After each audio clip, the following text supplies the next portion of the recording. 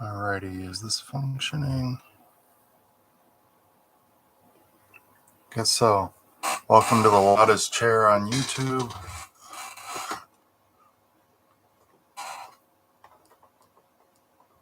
Alright, so we're going to unbox the Nolzur's Marvelous Miniatures Wizkids Manticore Paint Night Kit.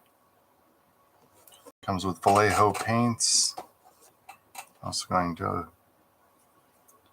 paint it and paint the Bulette and the Umber Hulk.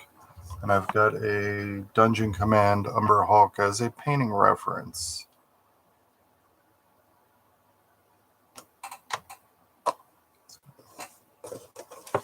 I've opened this one and I made a video and it didn't post to this particular channel, so I'll get that over here eventually. But it comes with this nice little display for photography purposes or diorama. Oops, I have not cut this one out of the package.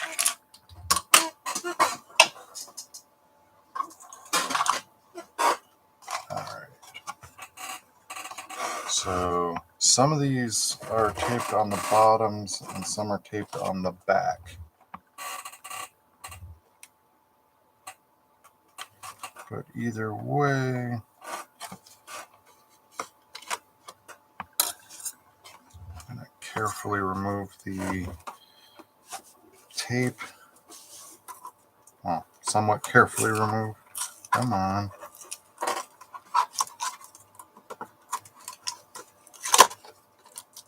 Well, I didn't roll a 1, but I certainly didn't do a great job with that. There we go.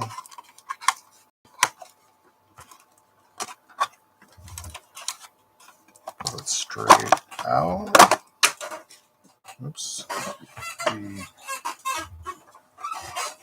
large base. Here's a better view of the diorama.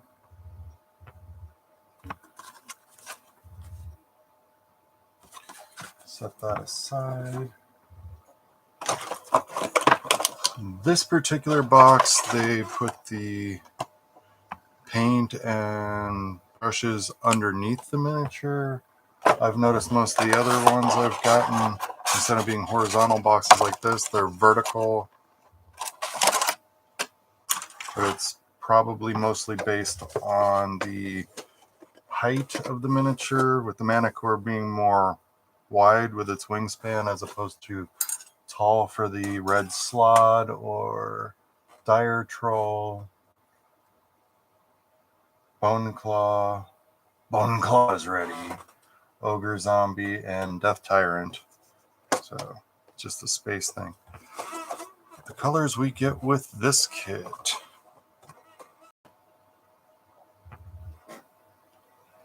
off-white, which if it's the same off-white as the other one, is a really bright white.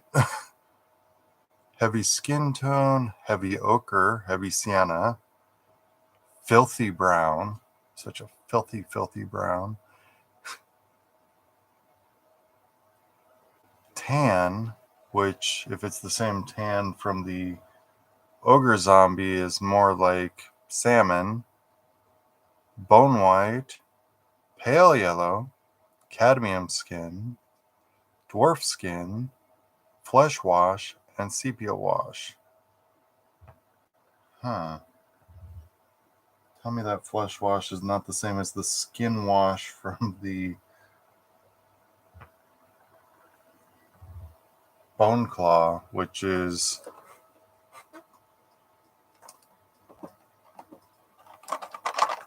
this color. It's a bright yellowy that's still on my hands from last night, along with violet ink, but I'm calling it Tangerine Dream.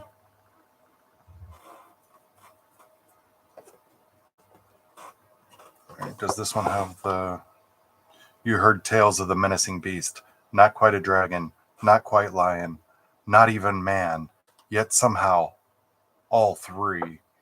Are you brave enough to face this monster and add it to your collection? And here's our paint reference. I'm going to set that close by.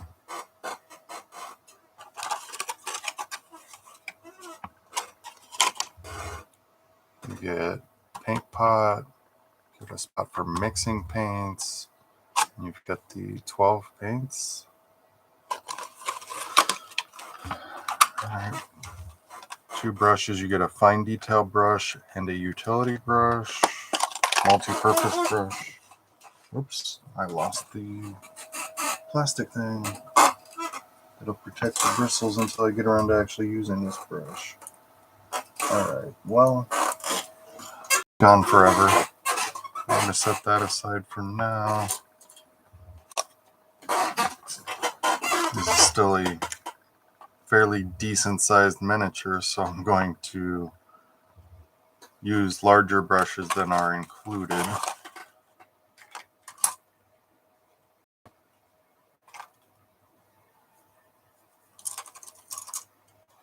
I think I'm going to once again use these for Royal and Langnickel 3 through 13 millimeter angled brushes. I did not do a great job of emptying the paint and cleaning it out last night, but I don't believe that's going to affect things today. Get me a pair of scissors and take this restraining strap off so it's not in the way of painting.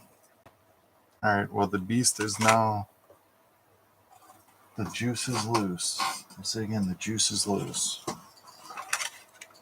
Alright. Put the scissors back. Shake the heck out of these paints. If we're shaking paints or changing colors, we're drinking water.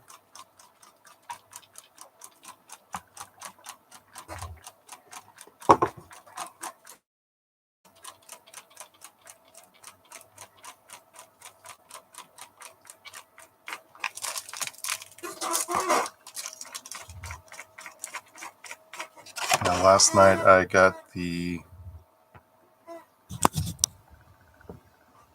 wash step first on a Death Tyrant, a Spectator, the Gazers, Zombie Beholder, regular Beholder, and let's see, skeletal mounted guy. And I also used it on the fur vest for this giant and the fringe on Elminster here. I painted this Death Tyrant, which I used I used Skeleton Horde Contrast for its base wash. And then I used the violet ink for the Drider, another Beholder, the Dullahan, the pair of ghouls, and the pair of vampires.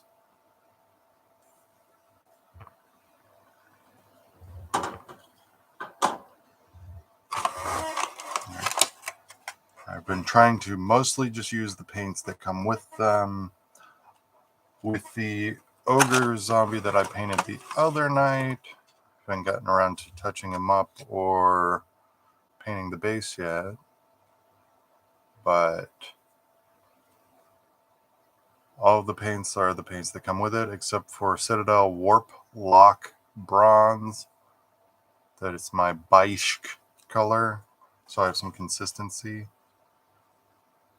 I run Eberron. And then last night we painted the Bone Claw, and I've given it brushed metal, folk art brushed metal, brushed black so far for the inky blackness that it's emerging from. Oh, you tried to become a lich and failed? Oh, look, now you're a Bone Claw. Oh no, Bone Claw.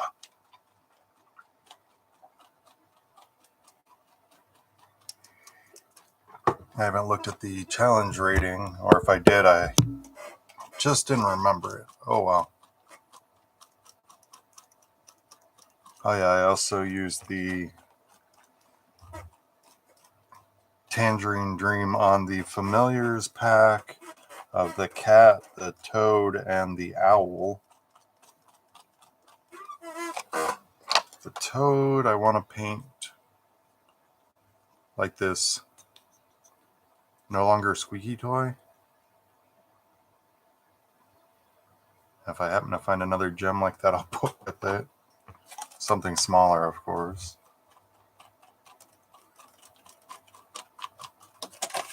This one is nice that it wasn't leaking anywhere.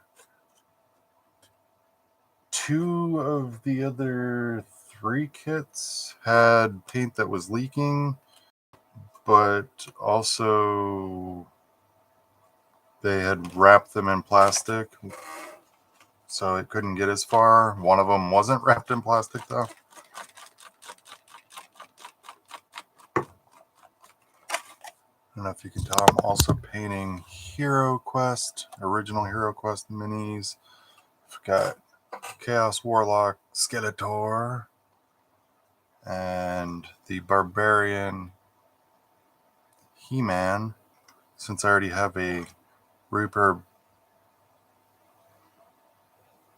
Barbarian that I'm painting as Conan. Oh, maybe I spoke too soon. This sepia wash looks a little leaky.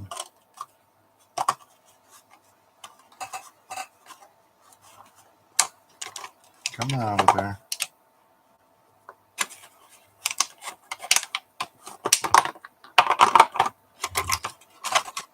Right, so we're going to spin this around. I do like the sheer variety of colors they give us for these.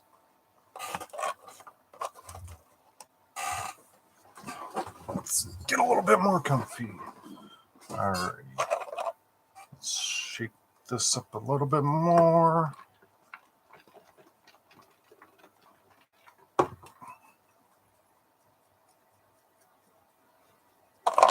going to eat my popsicle because I have a sore throat. This episode not sponsored, but motivated, I guess. The great taste of Blue Bunny orange dreamsicles, or whatever they want to call them. They actually have a very large ratio of the orange cream before you get to the actual cream, to the orange sherbet. Sorbet.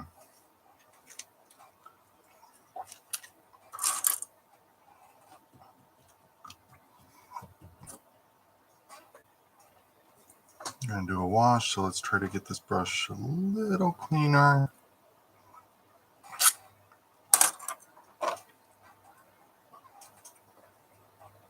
These miniatures come pre-primed, which is amazing.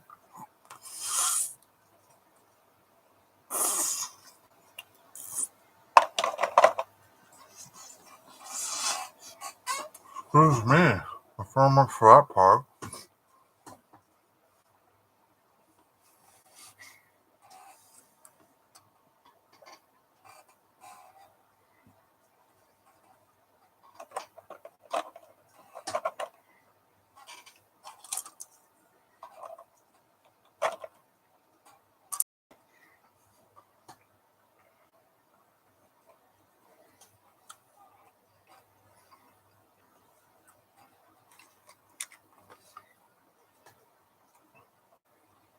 Always be spinning the model to make sure you get the every last surface covered, but I'm going to start up here with the wings while I eat the popsicle.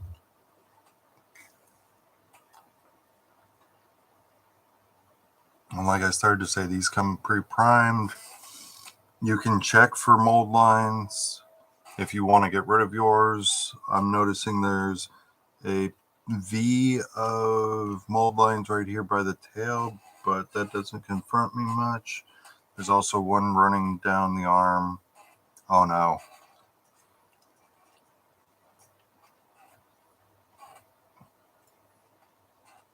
with these miniatures, I'm just trying to get paint on them.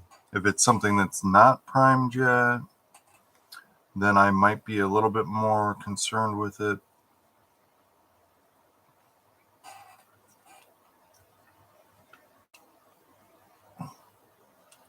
Trying to get the color on there without it pulling too much.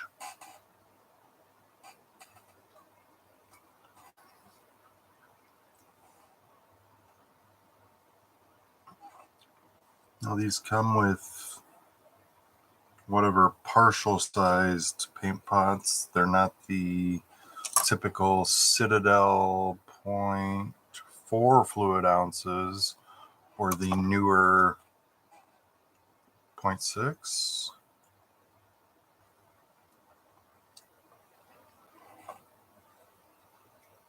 Start getting this tail.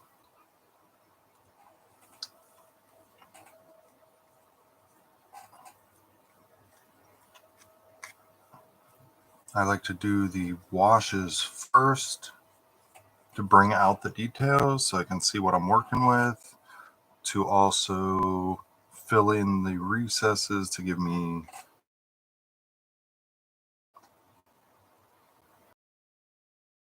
shadows.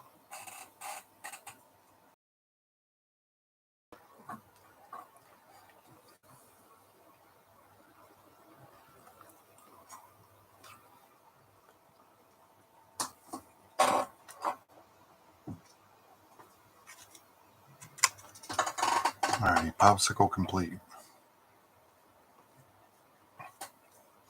I'm leaving a little bit of messy pattern so that there's something that might show through if I do a thin enough layer of paint over top of it. Make it have like additional texture that it wouldn't normally have on the miniature, but does have in the art.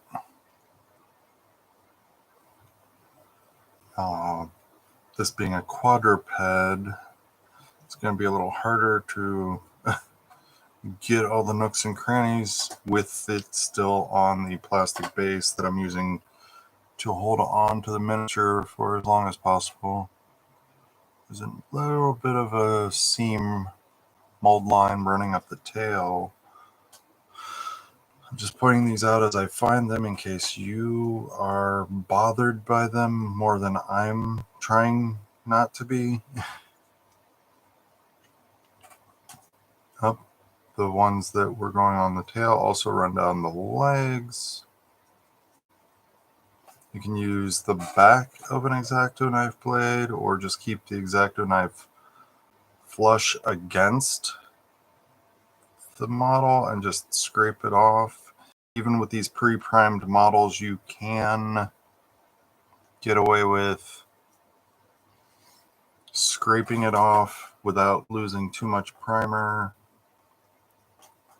As long as you're only getting the line itself and a little bit extra, you'll still have enough primer in that spot for adhesion.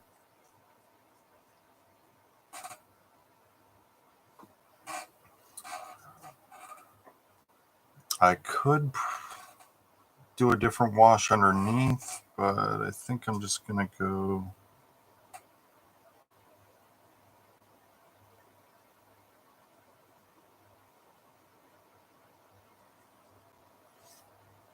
this all over.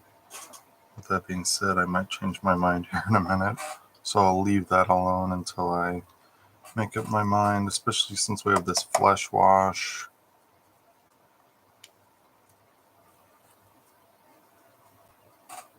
And I have other washes available, but we've already started doing the lion body with this. So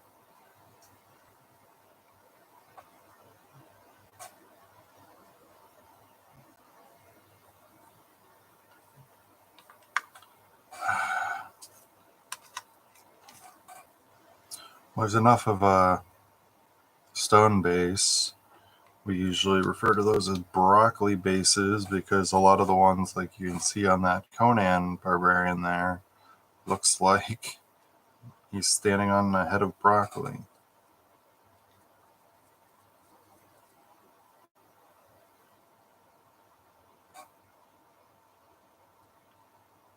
So make it simple, sweet.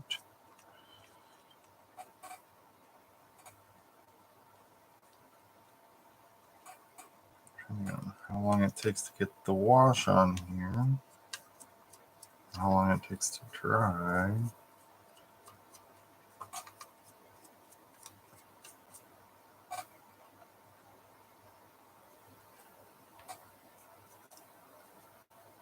I'm thinking this would be easier if I take it off here. A lot of people like to use blue tack to put the bottom of their miniature base on the top of a pill bottle or the like. Let's pop this guy off of here. Oops. Let's go from the leg. All right, lesson learned. If it's a quadruped, take it off. Because I've had no problem with it on the bipeds. But with the wings and being a quadruped and being in a somewhat dynamic pose, it's presenting challenges. Another mold line here on the webbing of the thumb on his right hand.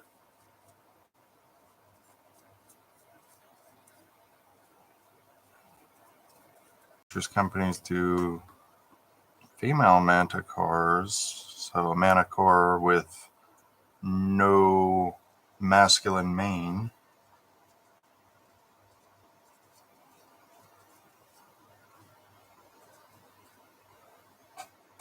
Maybe sell one this size along with a trio of babies for just a little bit more than this price to represent the babies. But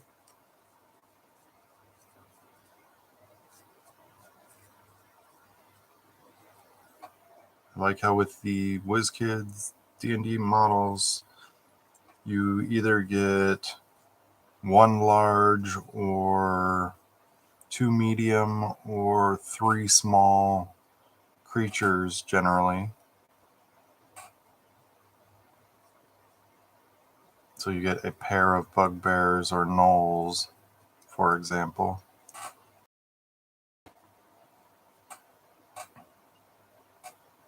Huh. I'm liking how it's coming out so far with the shadows. Start getting under there.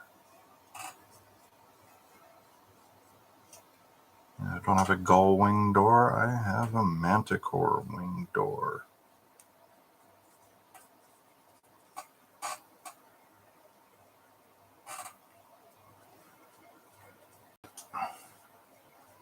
Every time I say Manticore, I keep thinking back to Fox's Dark Angel starring Jessica Alba and the ruthless organization that created the X5 genetically modified humans that her character was a member of the group that had escaped. Spoilers, but it's in the first episode. In fact, it's in the opening crawl. So, well, not crawl, but opening roll. All right. Just trying to get every little nook and cranny.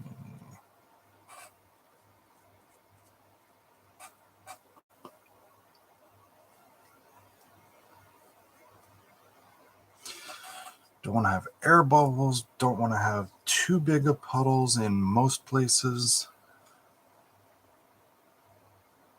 Don't want to miss a spot.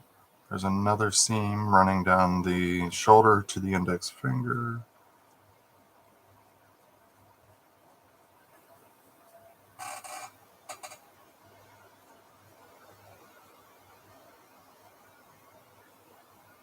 Huh. Oops. Really? Oh, okay, I didn't get the inside of his right arm yet. Or the very bottom of the mane.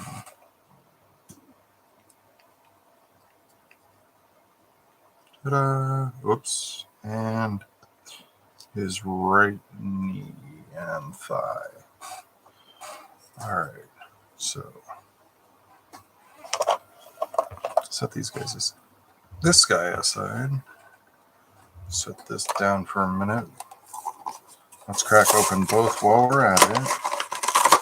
The Bulette, or land shark. Keep that nearby as a painting reference. Let's not misplace our large base. You can also... Whoa. Oh, good, it comes apart. I don't know if it would or not. Ooh, basket. Alright.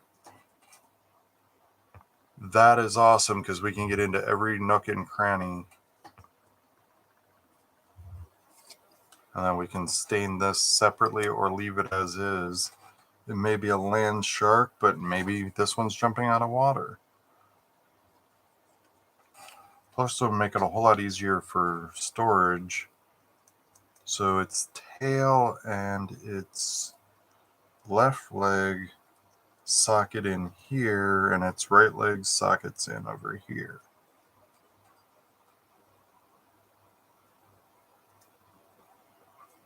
If you wanted, like, if you keep it as is, like glue that to the base and move that around by here, you can keep it separate for transportation purposes, which is probably what I do. I'm not sure where my other Bulette is right now. Well, actually, I've got at least two more. This one's the action dynamic pose bursting up out of the ground. It has a burrow speed, but I have a hexbug larva that I painted in this kind of color scheme so that I can just let it wriggle across the battlefield, especially if I've got it constrained to tunnel dungeon walls, what have you. Umber Hulk reference.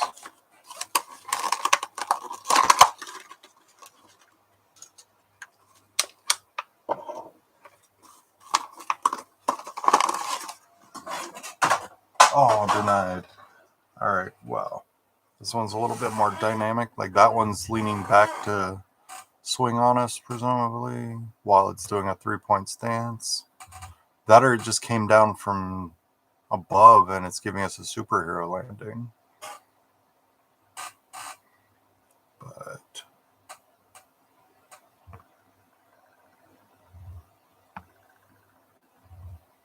unpainted, this one looks so goofy.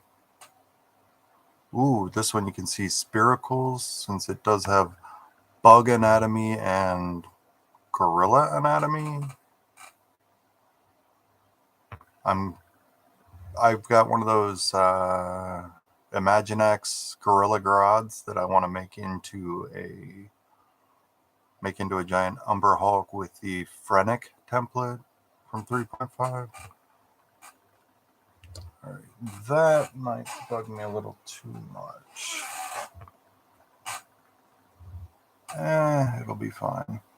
But there's a mold line right there. All right, well, let's get these guys washed.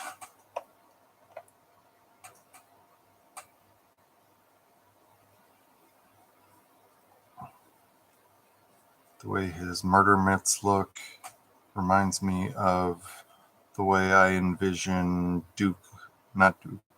Leto 3, the son of Paul Atreides.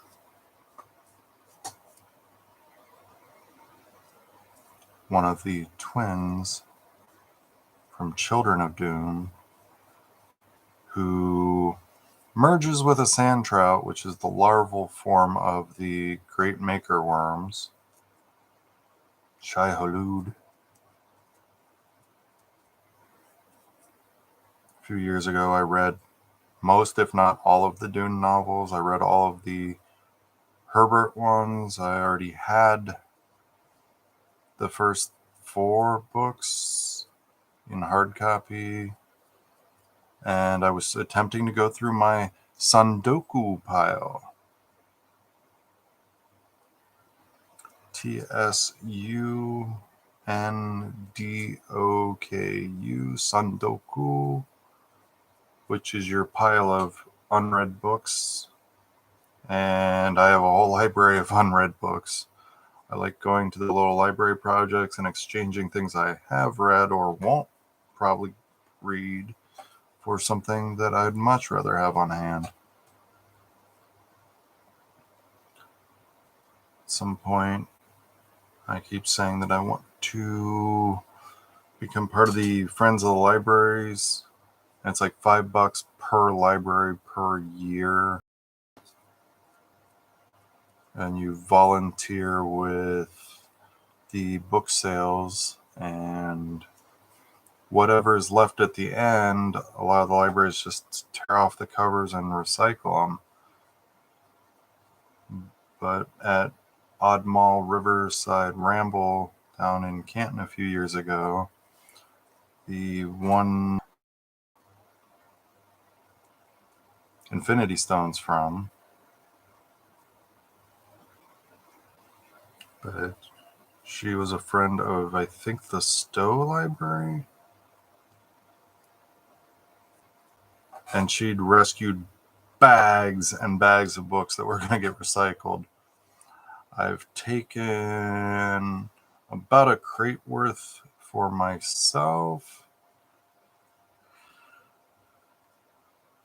but most of them I distributed through little library projects throughout Akron.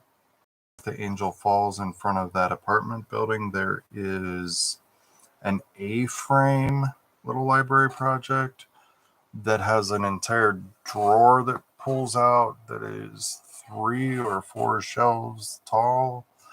There were a small handful of books in there the day I went, and I utterly filled it with books that day.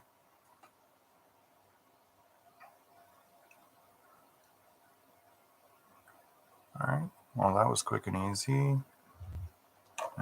Bipeds, quadrupeds, or something in more of a quadrupedal hunched over stance, fairly easy to deal with.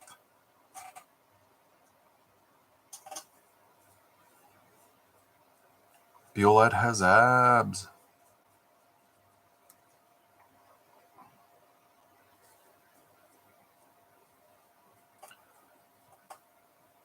A few months back, well, last summer, I guess.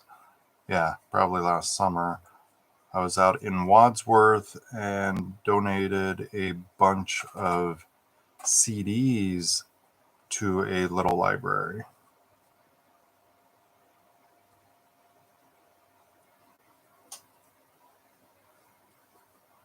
I rubber banded them together, hoping that, whoever takes them will take the entire collection of each. So there's a few Beatles compilations, not albums per se, but like greatest hits or live sessions or something along those lines. And most, if not all, of the Nirvana discography, since I already have hard copies of those anyway.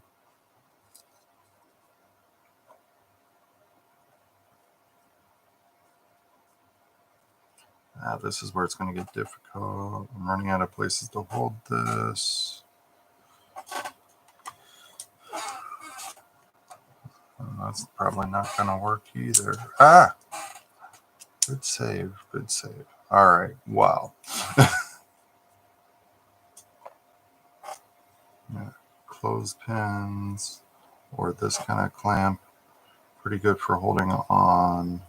And then you don't have but a few places to deal with missing paint.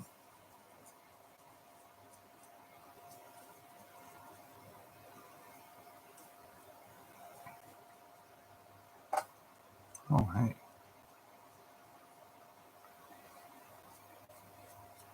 I don't think I'm going to go with the shiny gloss black because that's not the paint scheme I went with before anyway.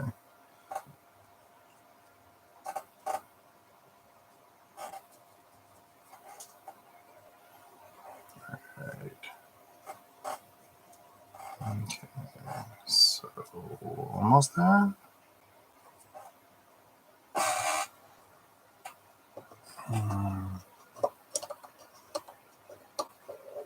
Ba weep grana weep ninny bon. Ba weep grana weep ninny bon. It's the universal greeting.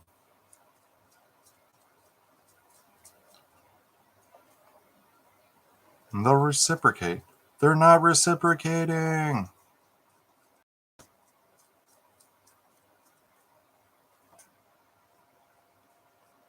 That's it, all gone. No more Energon snacks.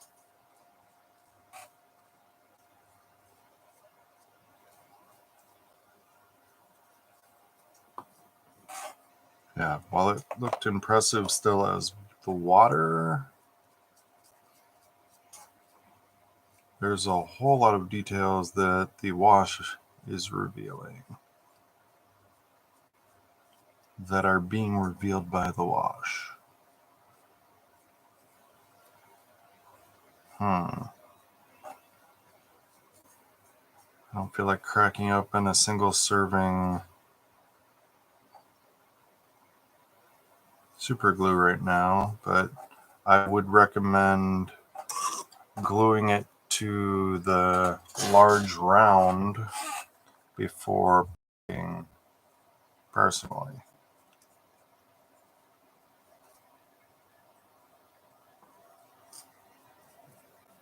Alright, I think that's enough coverage for now. Let's clean off this brush. Let's drink some water, courtesy of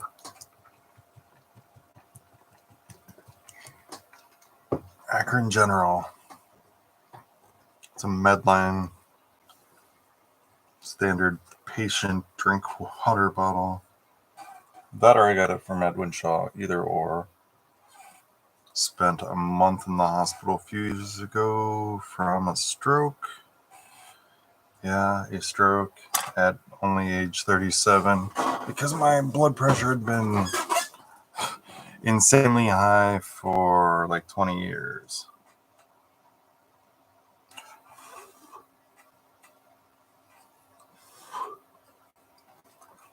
We still got some pooling going on here. Let's just dab that a little bit so it'll dry eventually. Oh, missed the Tootsies. So let's try to spread this out onto the... I thought I got that last time.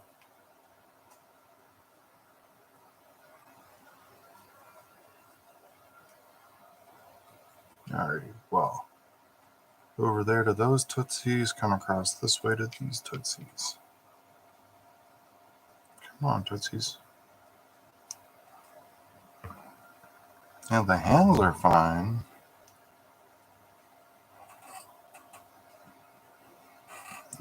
Get down in the eyeballs. Armpit and this thigh.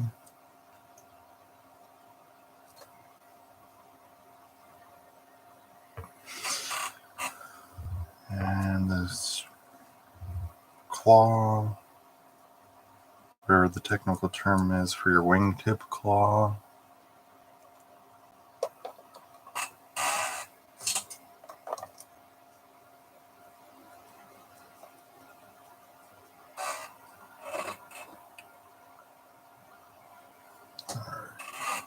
Gotta get down in the mouth on this one.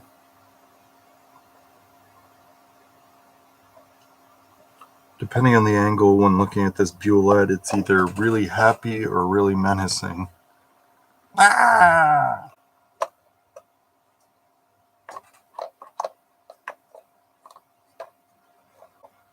Like the snapping turtle from Teenage Mutant Ninja Turtles 2, The Secret of the Ooze.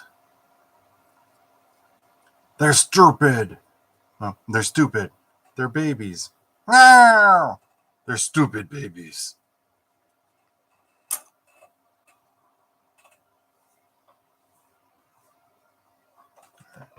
Let's close up what's left of our sepia wash. Oh, come on. I just closed it, which is why I'm now noticing things I missed. Because of course I am. I mean, I could touch it up later, but that's the point of the wash, is to get down into these nooks and crannies, so I don't have to do it later. I would recommend using gloves if you're going to be as sloppy at this as I am. Alright, so what do we put where? I have not watched the tutorial for this wood.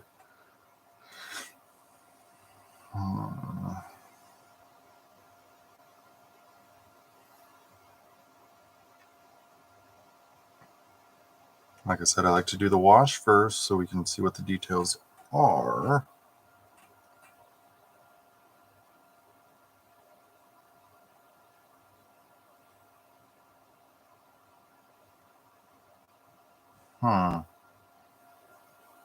Triad of heavy ochre, filthy brown, pale yellow highlights.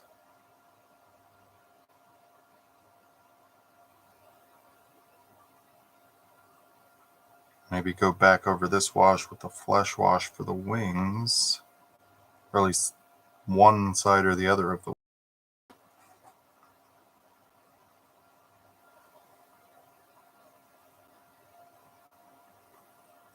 And then go with the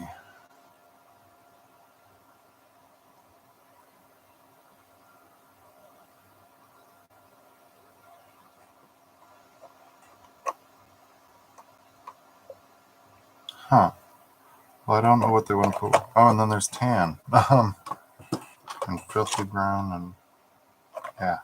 Let's shake this and think for a minute, because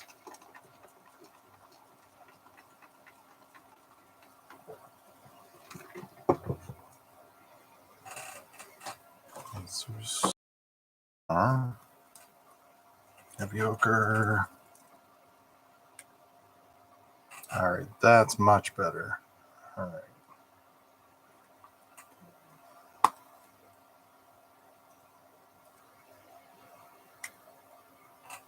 Ooh, this one's kind of drying out already, and I hadn't opened it till just now.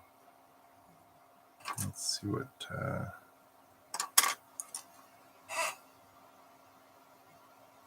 Yeah, it's like a marshmallow. All right, let's add some water to it. Try to save it.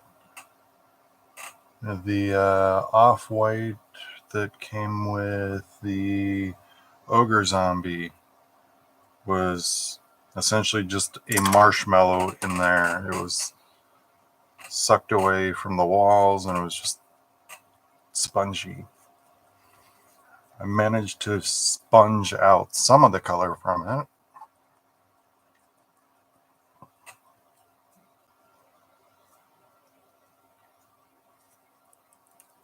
Tan doesn't seem to want to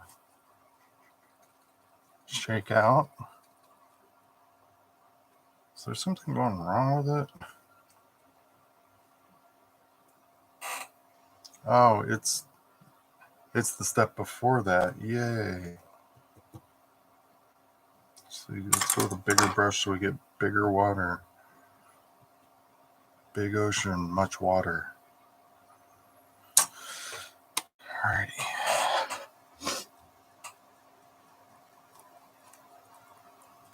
Like, I can understand some of my old Citadel paints being a bit dried out, especially since those pots have to stay open unless you take some of the paint from it, put it on a palette, but I generally don't.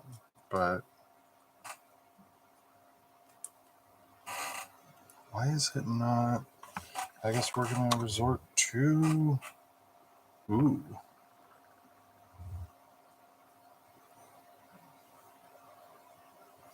Yep. Marshmallow. So we can get the pigment from it if we want, but I don't think I want, because it's tan and I have it in a different one anyway.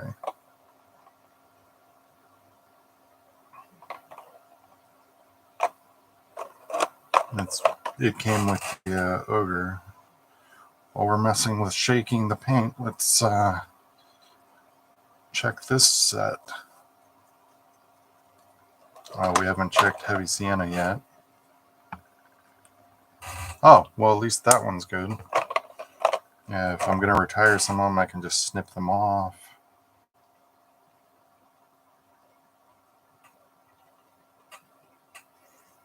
Right.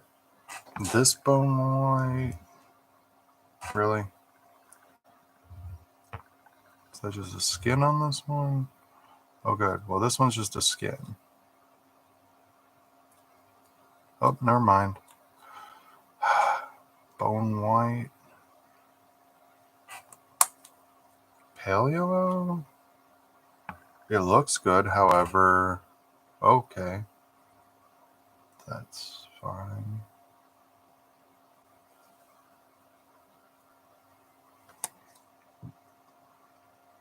Cadmium's... That's like the next shade away from this elf flesh. Dwarf skin looks problematic.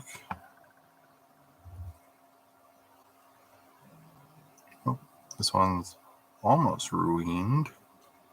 Why are you saying it like that? Let's add a little bit of water.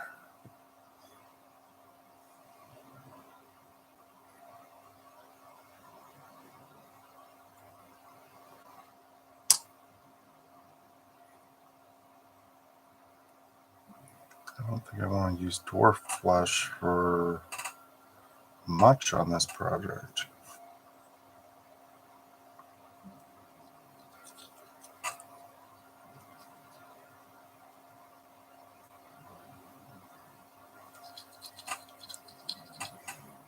Let's go one more step watery.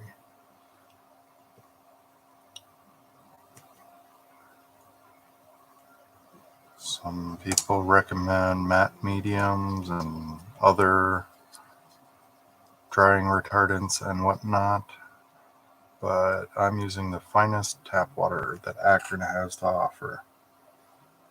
I don't know if we even have a softener, but it hasn't been doing any calcium, lime, or rust deposits in the place, so I'll assume yes.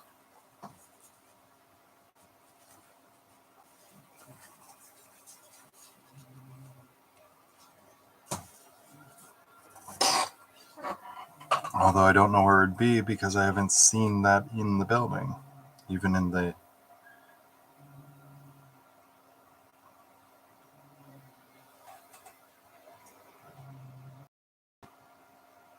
Let's check the off-white and the flesh wash. Oh, this off-white is also knackered. Flesh wash? Flesh wash, okay. Alright, so let's do the flesh wash on the top of the wing or the bottom of the wing? The bottom of the wing can stay in more shadow. So go at the top of the wing. Flesh wash.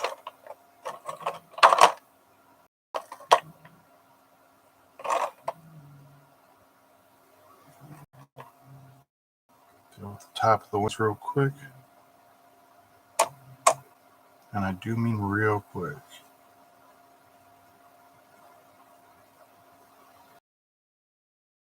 And there we go. Like, is it even making a difference? Is it even showing up over it?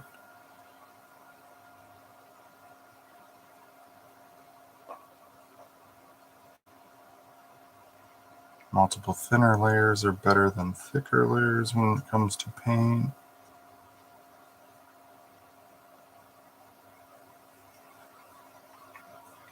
Or so the common wisdom goes.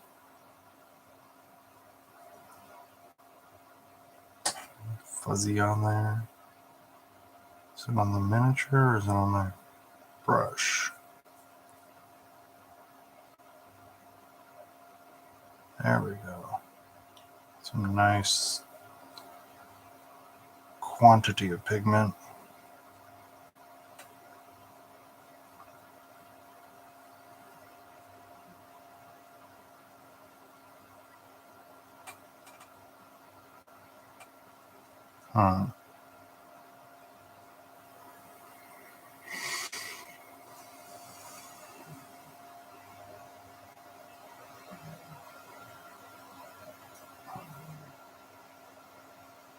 Now let's do it to the underside of the wings as well. The wings are going to have to dry regardless, so we're going to have to go on to the other miniatures.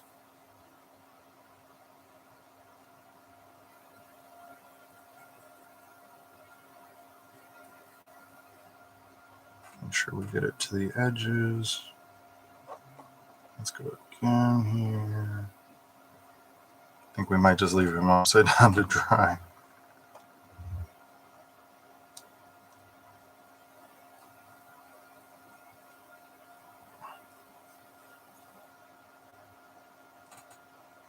Chop these wings off and just make it a sphinx.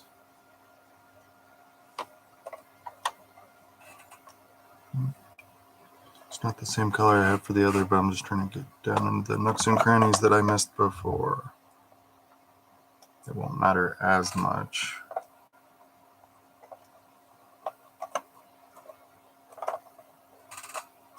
We good? Oh, we good, brah?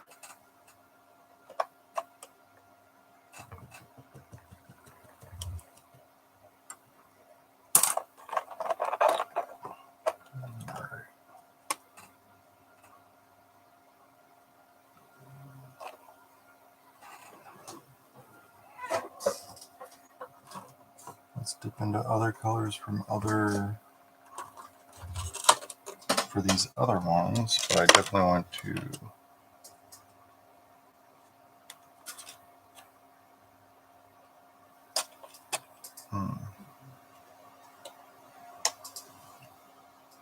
yeah, their version has black claws and carapace. Excuse me. And that one has metallics.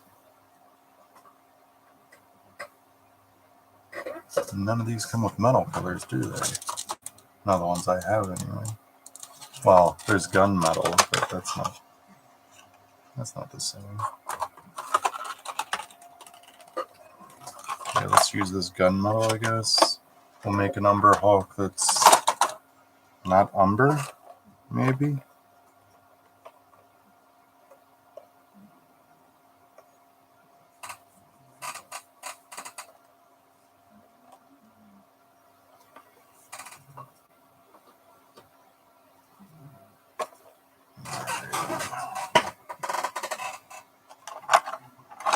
This one with the violet ink has leather brown.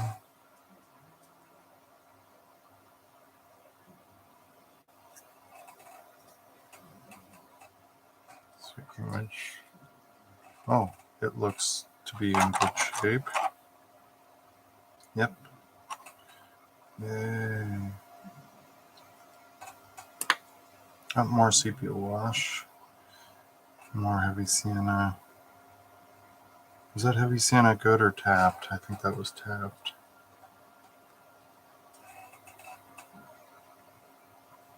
Alright, well, this one's good. Let's...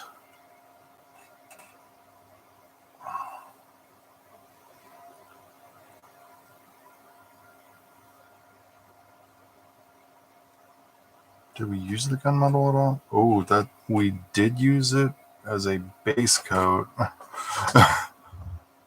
because of how... Oh, actually we used it on like these swords. But yeah, let's use that up on something. Like the Umber Hulk. He can be a rusty Hulk.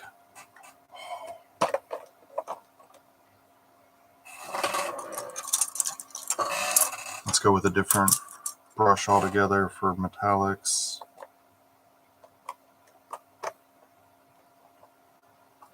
Alright.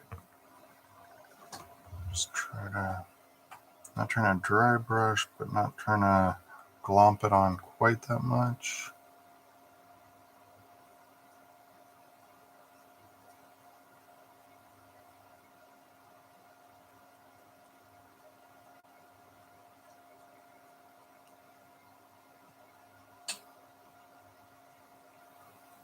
Machinations, machinations, machinations. So I am plotting and scheming for my Eberron campaign as we speak, but I can't share it in case any of my players end up watching this.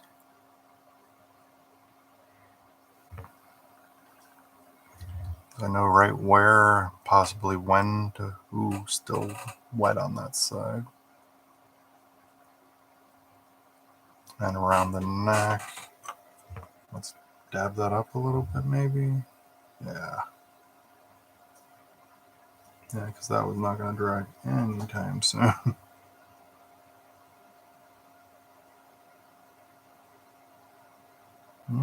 Alright.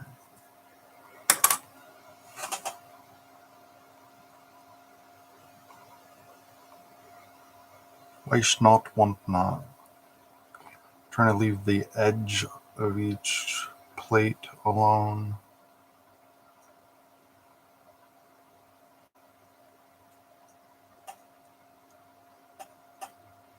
Well, that one has the metal on the antennae, so this one will as well. And on the head, and the eye, goggle, like ocular, the sockets. This one has metal for the mouth proper, but not for the pinchers. But I think mine's gonna have metal pinchies. I think it's gonna be pretty much metal all around.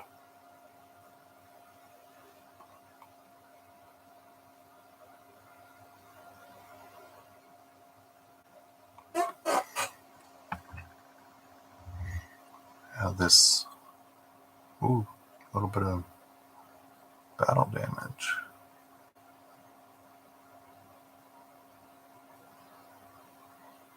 Leave stuff like that showing, so then we can put the rust there.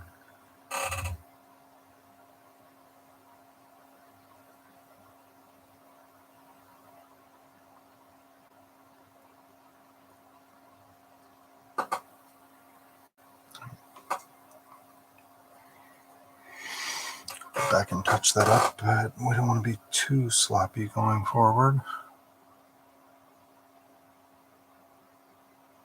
Come on.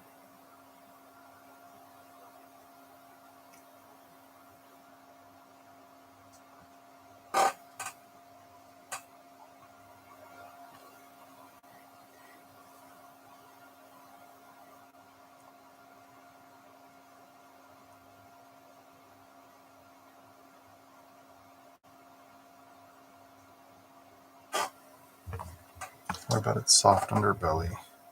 No, it's not so soft. It is entirely exoskeletal.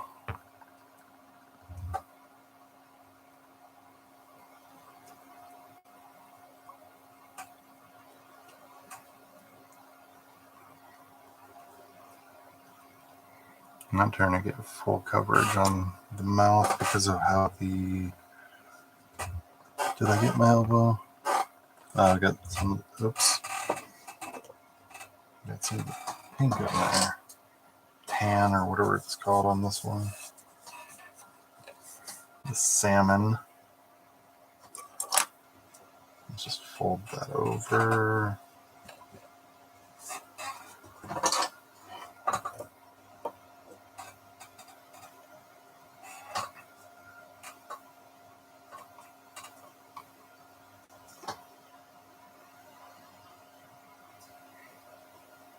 get the paint on one side and then go from the opposite side, and we can go from there. Especially since buffering.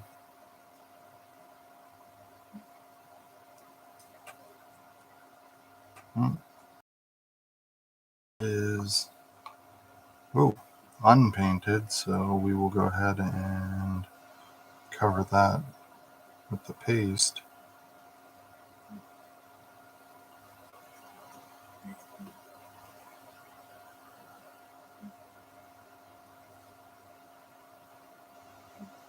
Oops.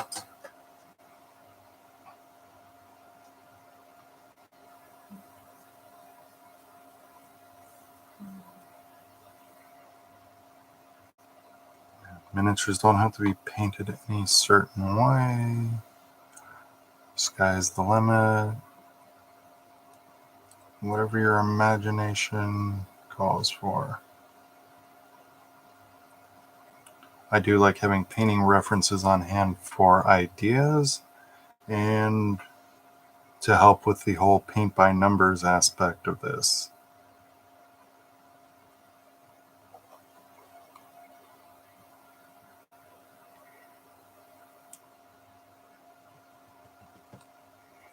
When you clean out your water dish that's actually metallic, use a little bit of dish soap and clean it thoroughly.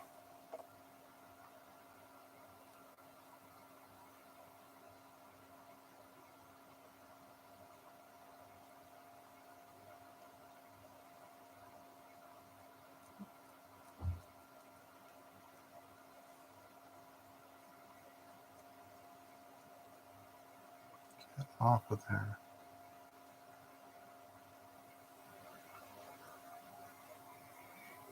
I could have started my campaign yesterday, but I worked all day and I didn't have my miniatures that I'm going to use for the first adventure with me at my buddy's house where we're going to be running it.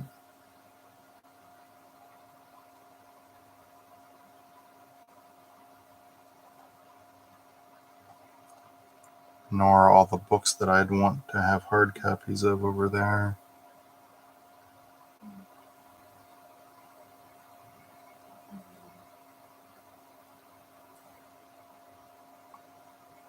I do have the podium that I salvaged from what had been an arcade fun place that then became Coventry High School, that later became Coventry Elementary. It was tossed out at the dumpster at the front, the Manchester Road side of things, by their street sign. So it's got nice angled shelf in there for, I'm liking how the metal looks with the light. Can't see from that angle.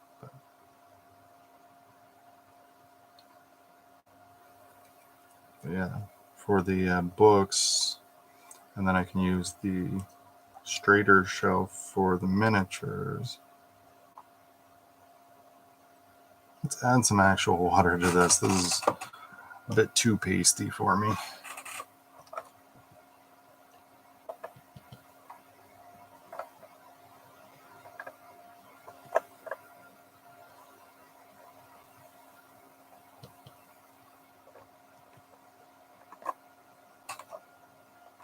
There's that.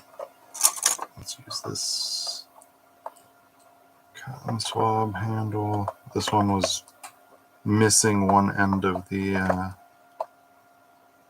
cotton, so I set it aside for this kind of purpose. That's much better.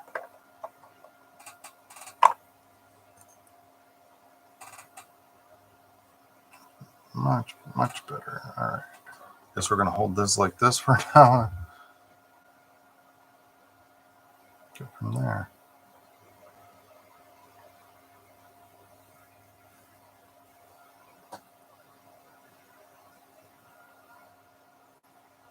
Blot most of it off.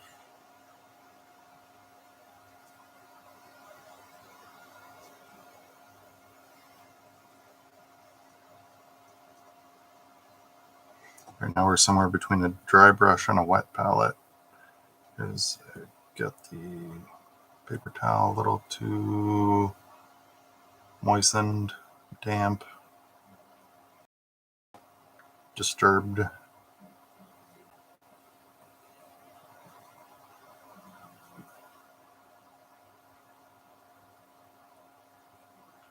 Ooh, Uh-oh.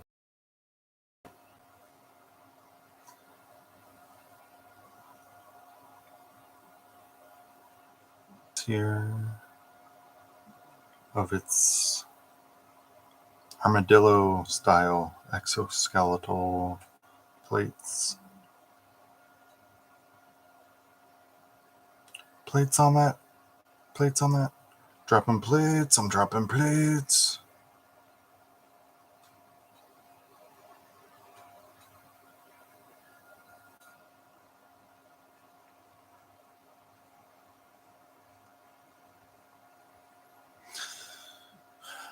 Come on.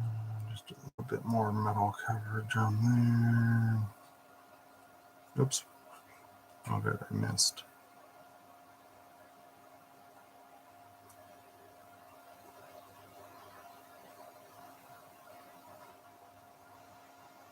Also kind of a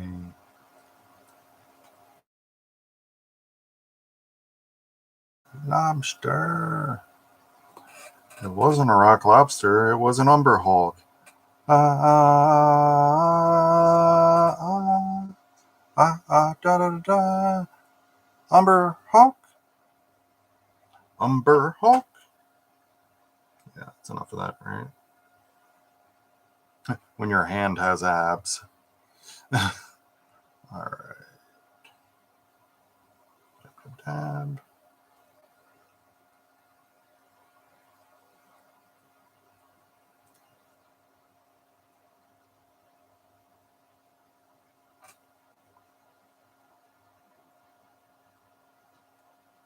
And this broccoli base is kind of in the way for this angle anyway.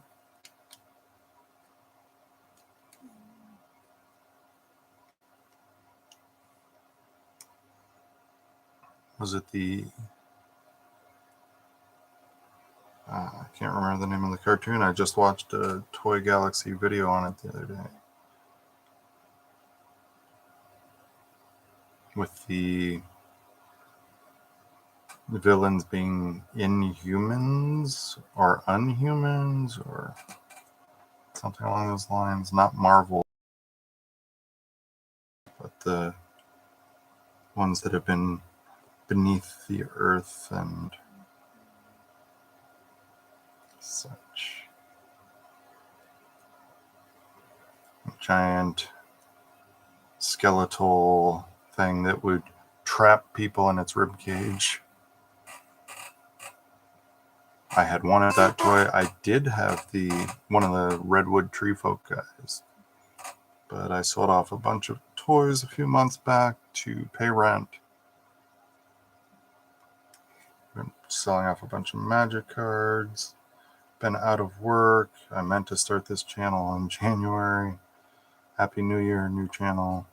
But did not get started.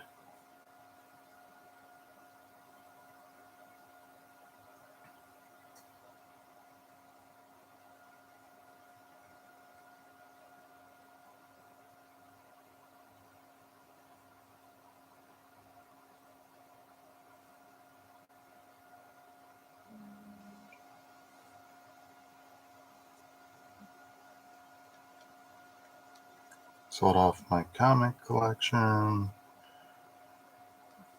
Sold off a drum set.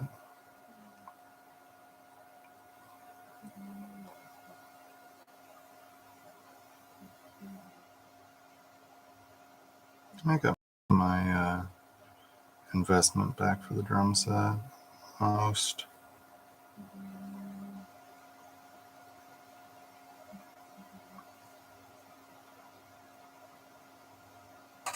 Are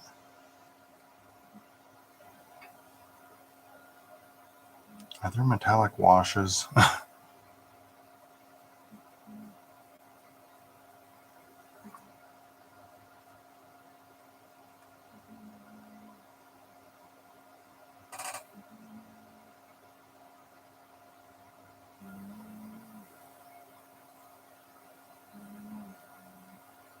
It was formerly part of the drums for the rock camp for girls.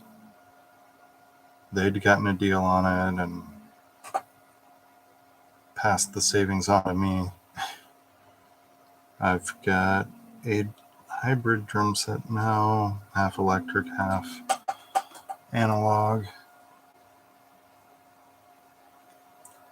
Didn't realize that was a thing until I got an electric drum set.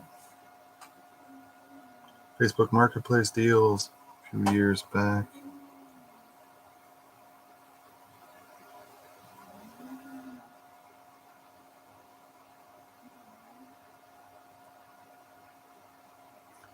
Let's try to get to that claw from here. So if anyone wants to come over for a jam session, we've got drums and guitars and a piano. Presente.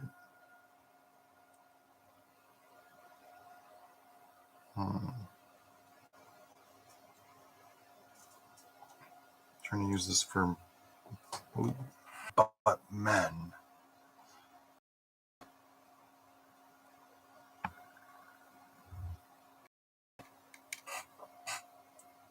Friend was supposed to come over today, help set up the drum set. So she's supposed to be taking drum lessons at Guitar Center soon. Like, here, set it up how you're comfortable with it, and I'll just adapt. I'm utterly new to the world of drums. Had this set for 3 or 4 years, and other than a few exercises from Drumeo, I bought the $20, I believe it was, maybe $40 instructional booklet. Well, not booklet, book. It's a pretty impressive looking tome.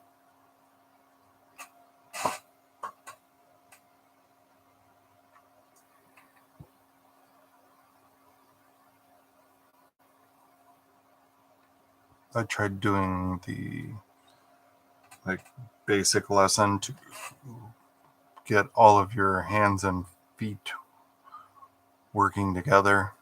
I don't think I have that kind of coordination, but I could probably do 1 foot, 2 sticks instead of trying to do all of it.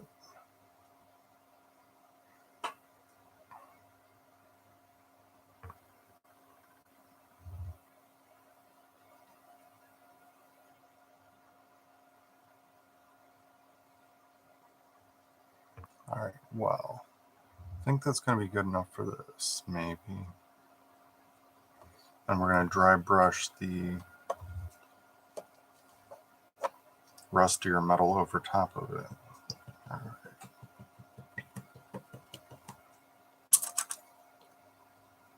Let's wick that up so it might actually dry.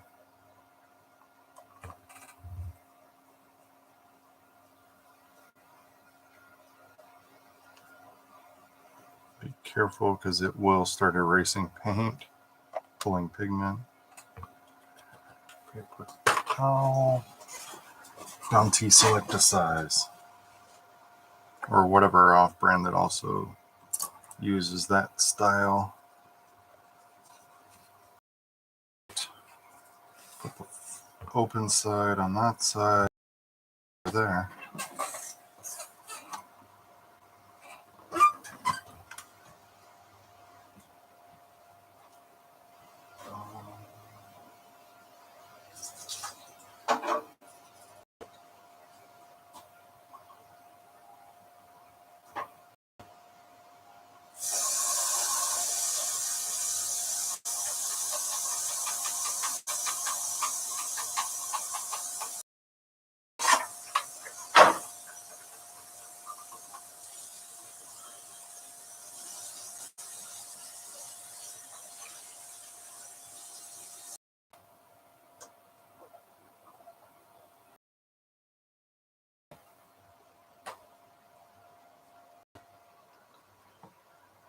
Let that start drying. I'm going to get me a mug of milk.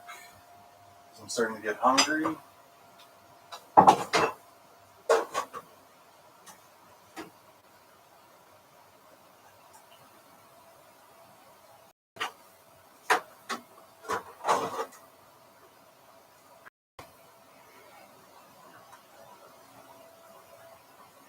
My Hunter the Reckoning mug. I'll set that over here out of the way. Get some more water, and then I'm going to go use the facilities.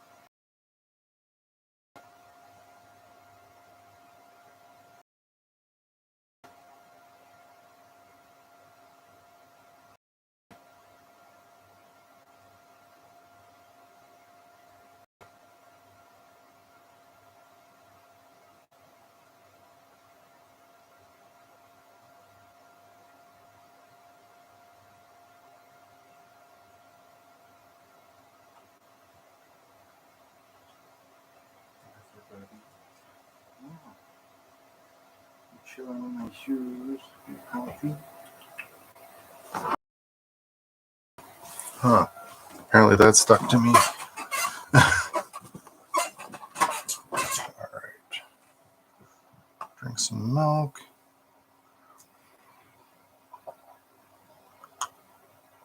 It does the body good. And it's a decent appetite suppressant. At least it is if I say it is. Oh, okay. Do I want to use that copper? Because that's not going to look rusty enough. I have not used this Riser Rust paint before. Let's see what happens there. I don't want to ruin the miniature that I just painted, so let's try something textured, like a super glue cap. Oh, that was a party foul. Alright, set this aside. Riser Rust is dry.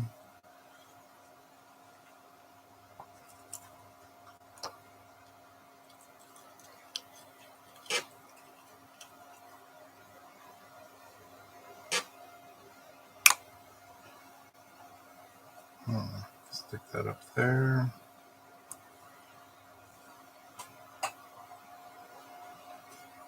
Let's go with a different brush, maybe. Oh yeah, if you can find a cheap version of this, I recommend it. This, I believe, was from Pat Catan's or Michael's Crafts, which bought Pat Catan's and eventually phased Pat Catan's out. Here in Akron, Ohio, we are absolutely spoiled when it comes to craft stores. Because we had Pat Catan's, and then Michael's, and Hobby Lobby. 6 days a week of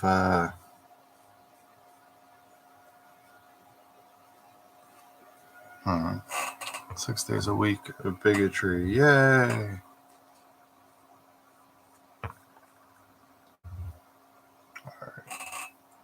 kind of gets the job done, if I'm even using it right. What if I don't blot it out first?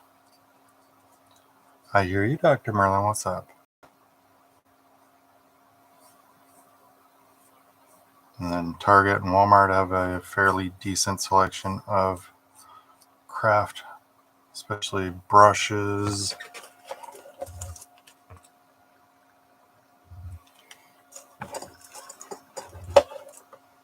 And Target has these paints. I think they're available in both satin and matte, but the satin is nice for a different effect. Alright, yeah, that'll kind of read as rust. Although, I don't know what it'll look like over the silver. Here's one tree. Come here and maybe we'll get you on camera. Come here, guys. Come here. Come here. Come here, I'm trying to get you on camera. Come here. That little white tail tip you're seeing is Arthur. There you go. Where are you going? That's right here, Merlin. Right here. Right here. Right here. Come here. Come here. Right here. It's not a trick. I just want to pet you while you have a snack. Just want to pet you while you have a snack. Yeah, my 20-pound kitties. Merlin, eat your snacks. I know my chair makes noise. You know my chair makes noise. Yeah. Hungry, hungry hippos.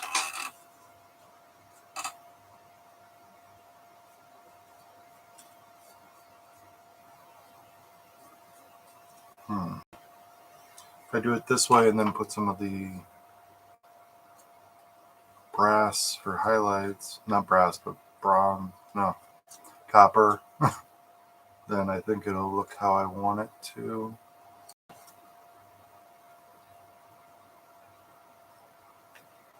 Yes, Shrimpy Shrimp Temptations. And that's actually the name of it, Shrimpy Shrimp flavor. Get you some Shrimpy Shrimp. Can I pet you? Dr. Merlin's a bit skittish.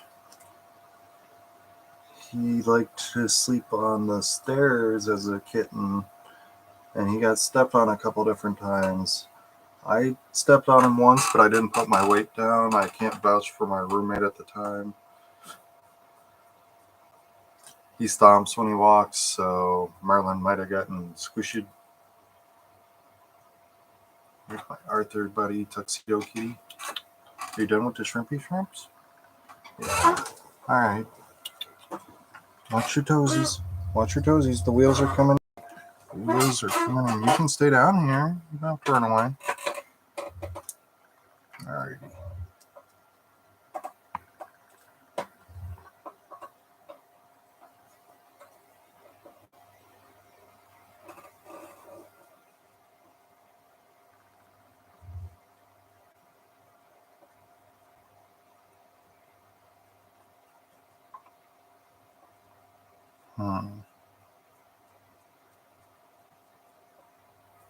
Back to the dry brushing.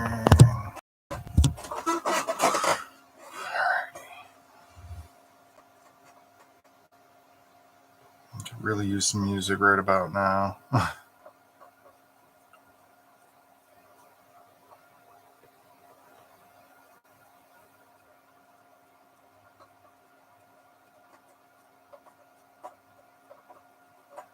These are from possibly Michael's. I believe they're the Crayola. Actually, these were Packetans as well.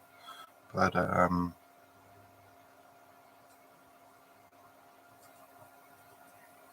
Crayola branded.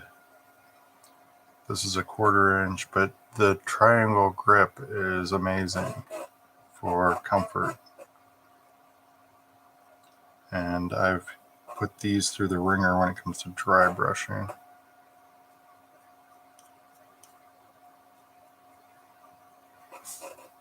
Rust can happen anywhere, but it tends to start on the edges of plates.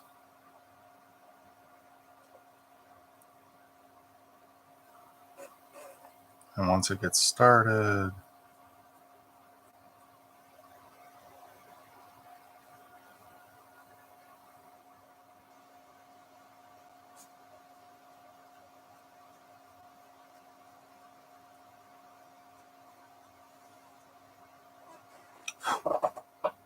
get off of me, fuzzy.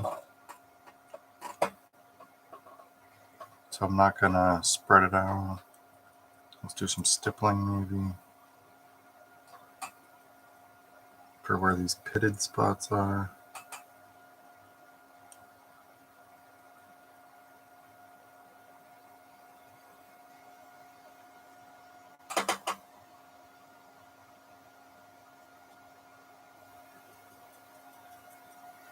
Both the Bulette and the Umber Hulk have burrowing speeds.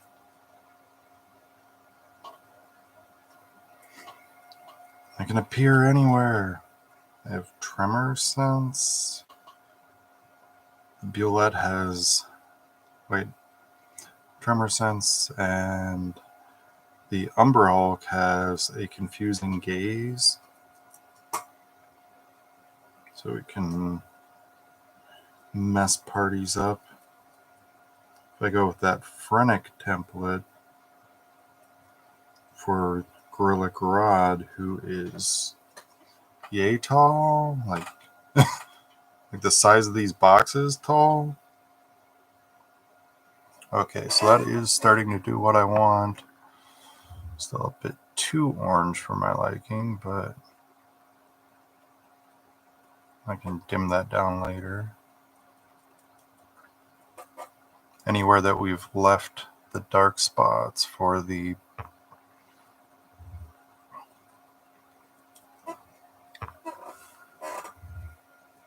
so we're turning dark spots into light spots, kind of the reverse of normal, but because it's rust.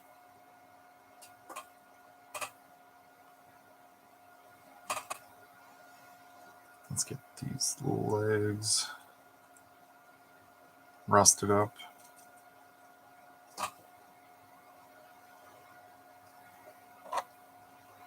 If this was regular paint, I would want to go back in and smooth some of this stuff out, but it is not, so we're just gonna leave it rusty.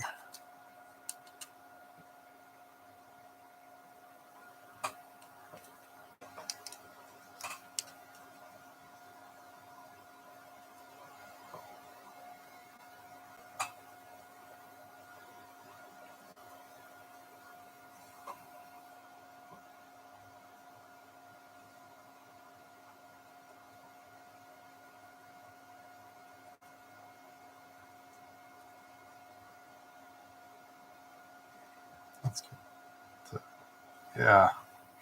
Somebody tries to climb on top of this guy, they're getting tetanus, lockjaw. Side note, I do not recommend getting your tetanus shot and your flu and pneumonia vaccines the same day. I ended up spiking a fever of 105, at least on a home thermometer, and was going through some minor versions of lockjaw, like all my joints ached. I was feverish. It was horrible. So one at a time on those. Like getting just flu and pneumonia before was fine, but getting all three of them was a little too much for my immune system that day. I do want to thank my ex for nursing me back to health. I was abysmal.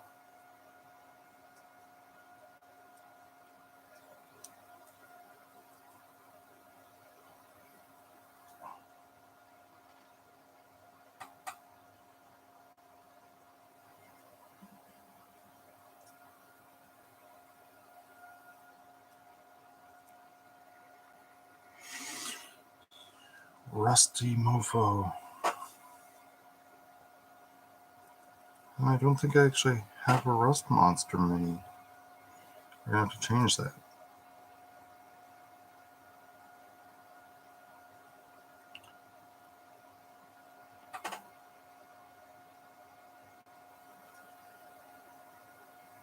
back in AD&D in Alaska, Gary's campaign.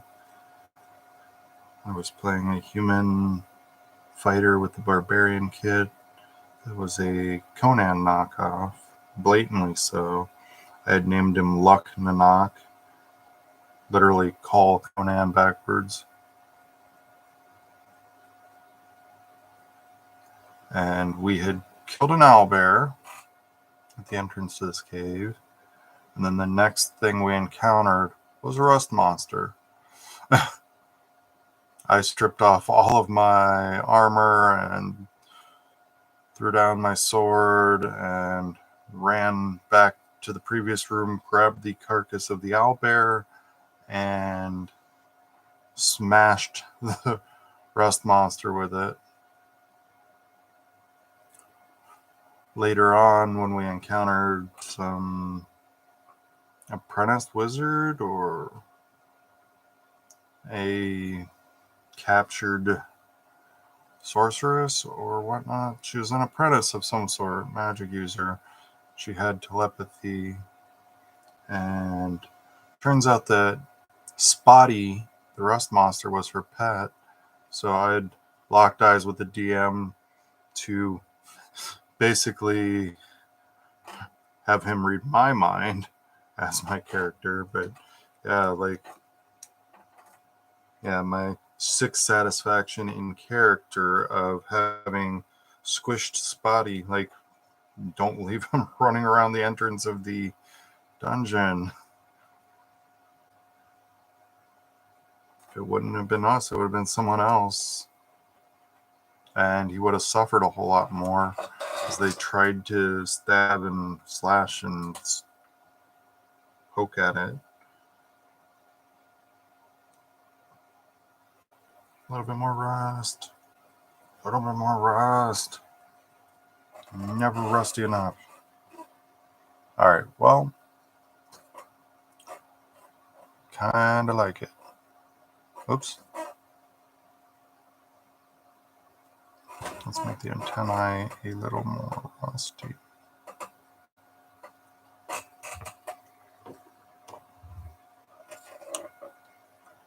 Alright, well, let's set this Rise of Rust aside.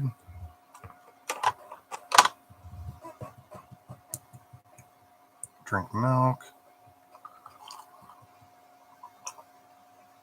I got this hunter mug in Las Vegas while I was stationed in California from a place that claimed to be the largest white wolf retailer in the world.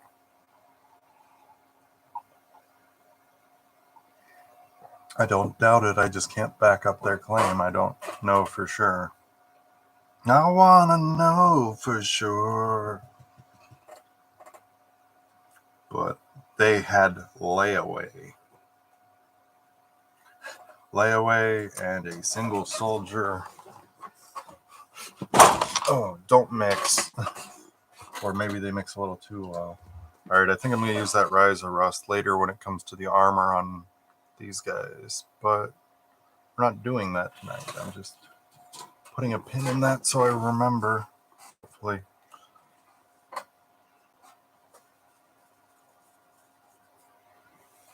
Okay.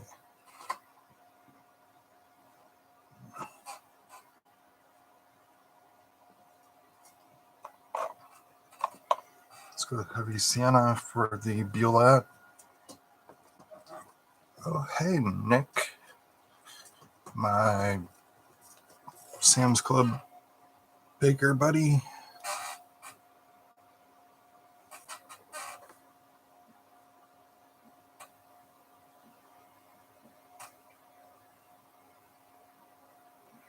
I'm live painting Manticore right now.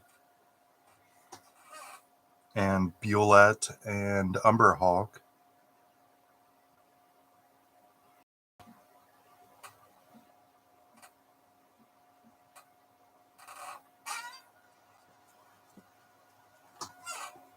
And send.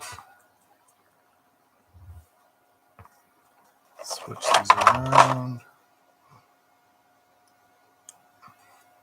Heavy Sienna.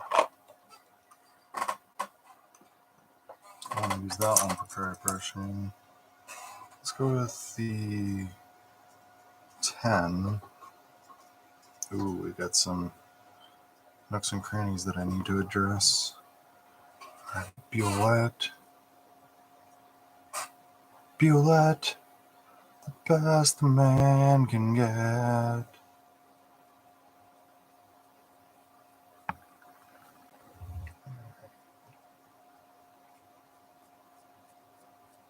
Dry brushing, dry brushy, dry brushing.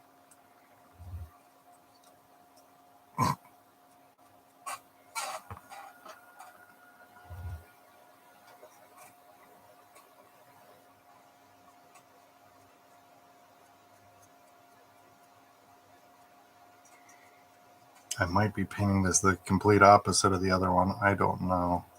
But I'm going to go dark on top, light on bottom. Let's see what happens. Just feather that on there.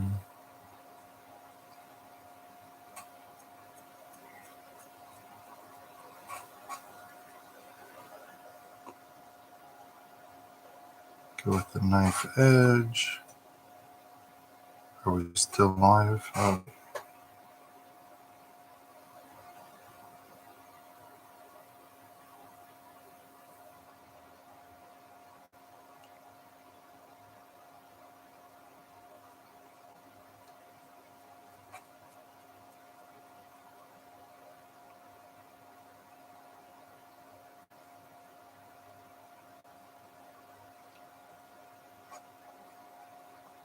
Okay, I started this video at 9:15, and it's 11. I'm not going to go for the full 5 hours I did last night. At least I don't plan on it. But if I'm painting, I might as well be live. I haven't the foggiest on how to edit a video yet, so...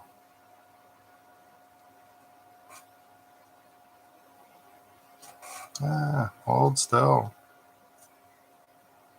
Let's take this time to switch to this one because it has padding on the grippies. So maybe it won't go anywhere.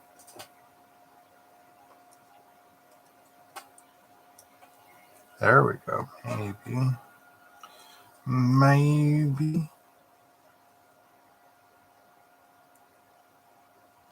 Maybe not.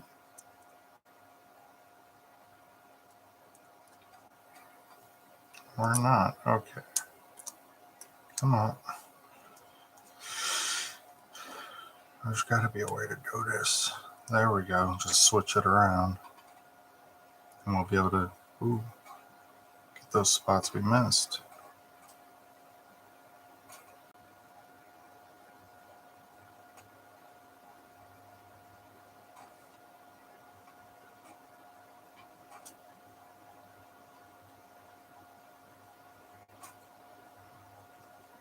It changed everything for how I was holding it.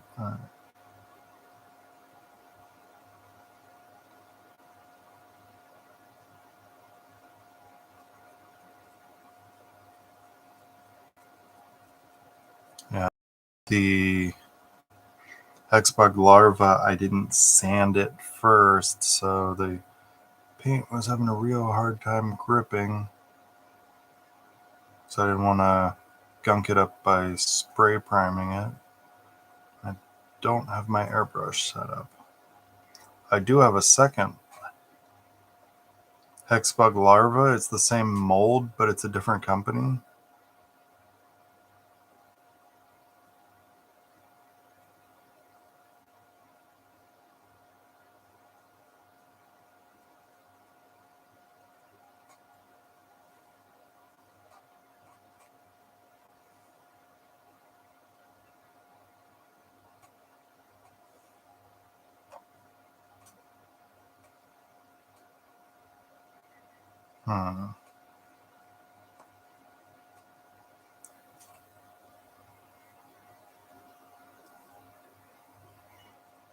Go with the jaws as the same, the jaws and front claws. anywhere that it's the big carapace, except the belly probably. Treat it more like a turtle. Yeah, I did not dry brush that section, but I'm going to dry brush over it. So.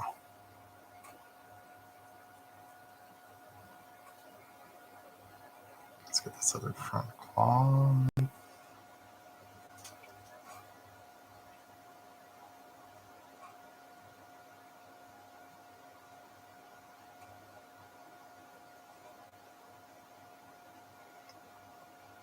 This is a pretty comfortable holder from some angles.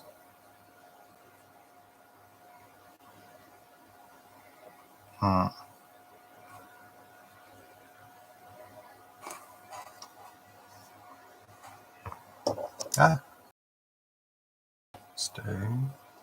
All right.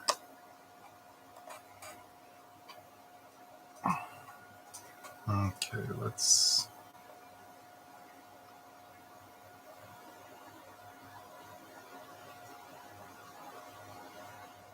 try to brush some of the.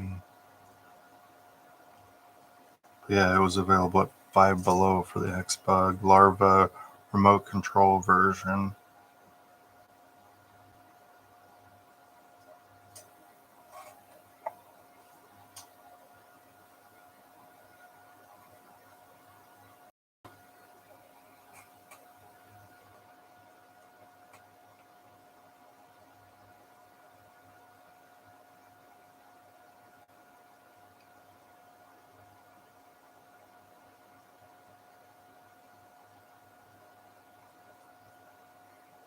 Hmm.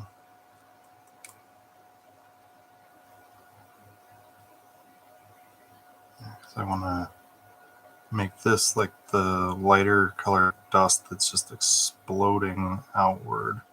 So I'm trying to give it more contrast by making the dirt that was just kind of pushed aside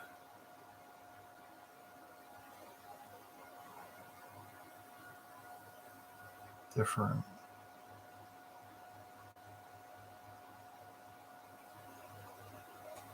Alrighty.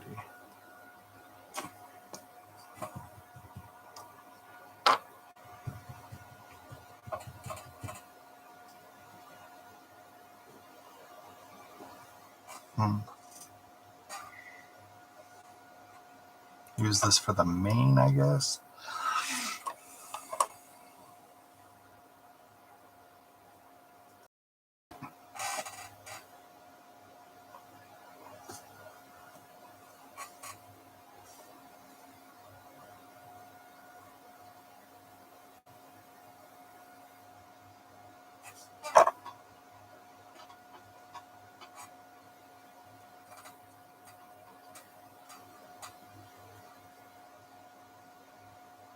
I want to get up against the sideburns and frame of the face.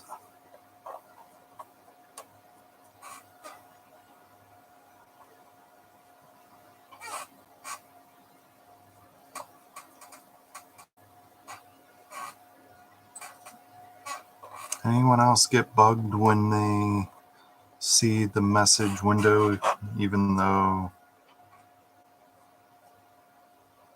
there's no notification?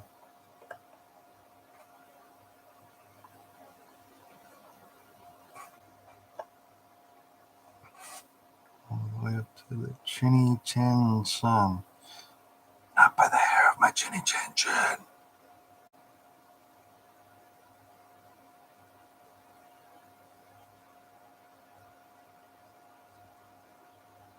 Be careful with our dry brushing around the face. So I don't want to fuck the face up. Don't want to mess that up.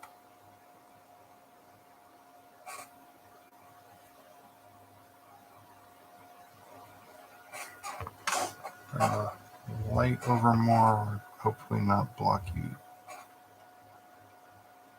Just using the edge here to get these transitional spots. They don't bleed onto the rest of the model. Use up what's on the lid first.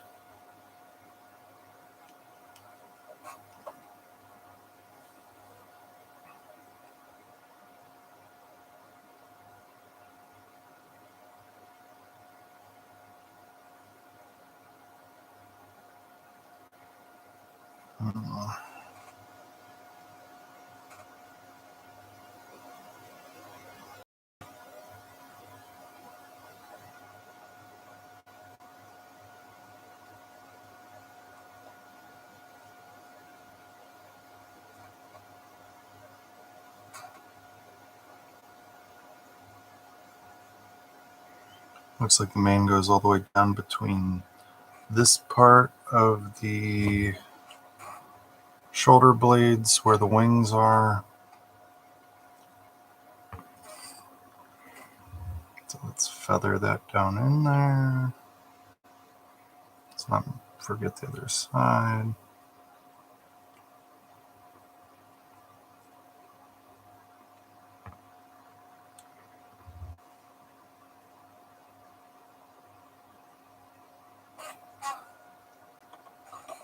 Come on. Underneath it goes all the way to almost the armpit.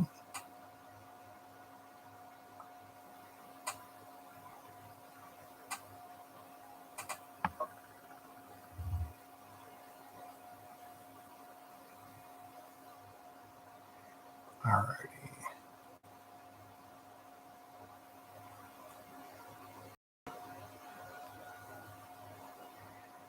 Alright, I think that's the main. Oh, no, different angle, different. Oh no, hold on. That's where the headpiece seems to join the body, but it's not actually the main. At least not most of it.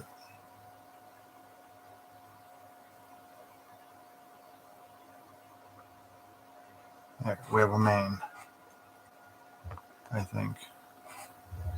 Let's get under that spot. Right in there.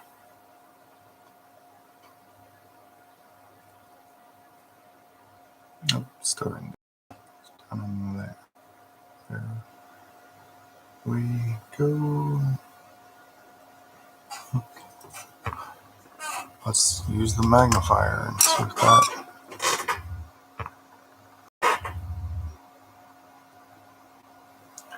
Like I can see this spot on the tail that I didn't get, so let's just use some of this not quite chocolate brown on it. But I'm trying to look at the mane.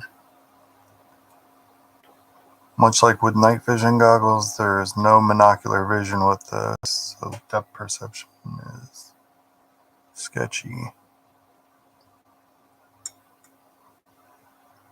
I generally don't bother with the magnifier, but this is bugging me with that texture. Alright.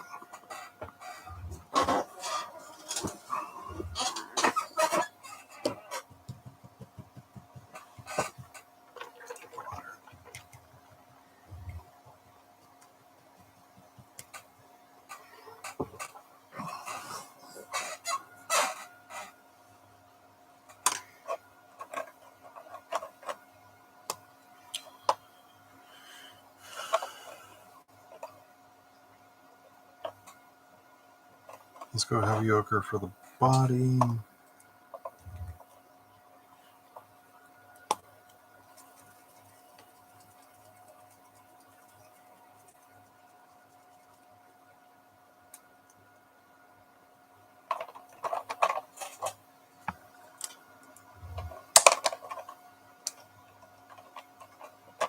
Ah.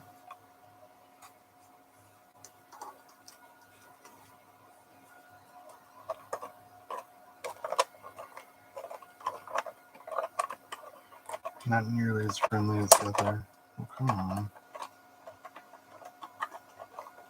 Stay open. Stay. Alright, let's go with the belly of Bulette. back seems dry, so I'll just do it this way for now.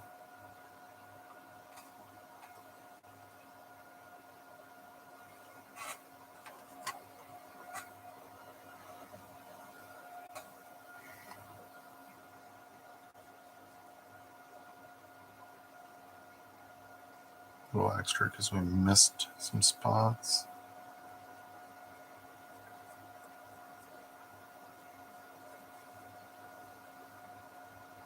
Same with there.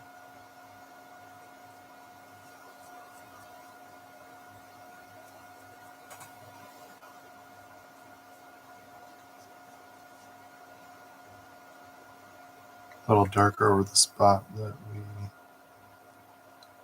might have painted too far.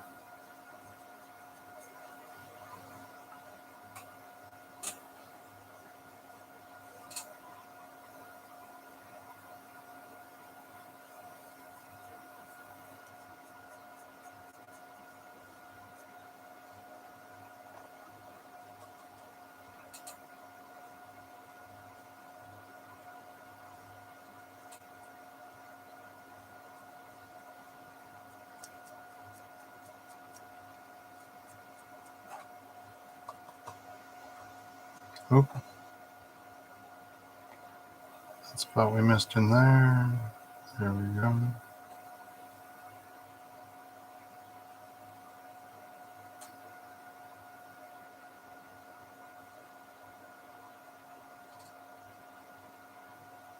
Some of these spots on the miniatures are delineated, and some of them are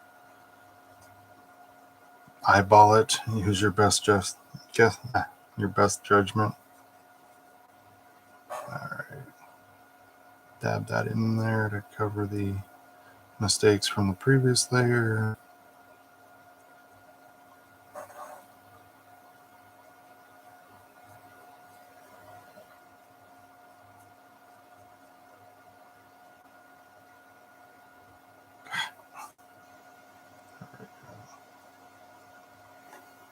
Let's get in there.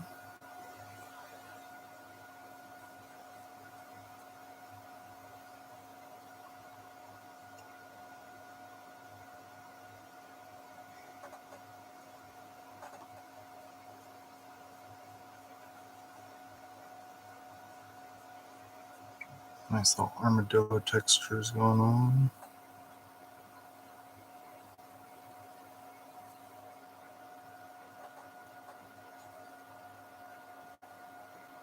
I'm totally sticking to this miniature.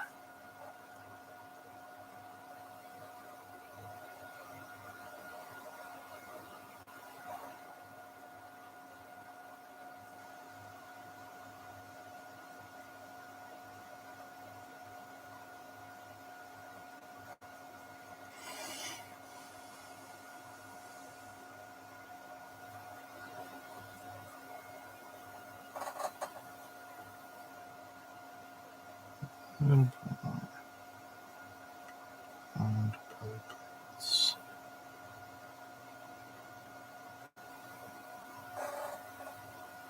especially since we're going to be able to see the belly on this one.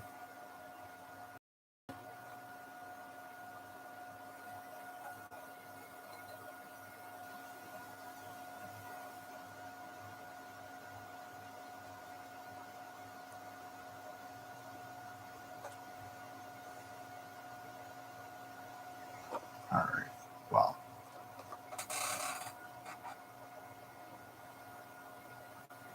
Where do we want to start? The arm or the butt? Or the face? The butt face. All right, well, let's start with the face.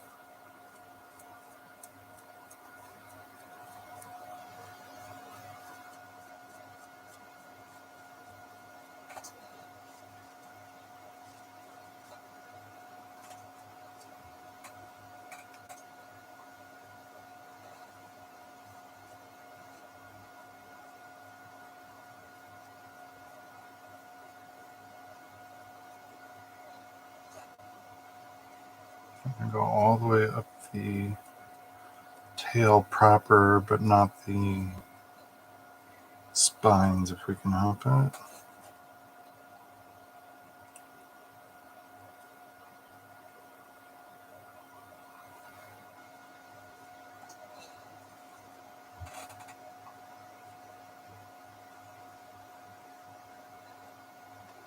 A little bit of extra pigment here.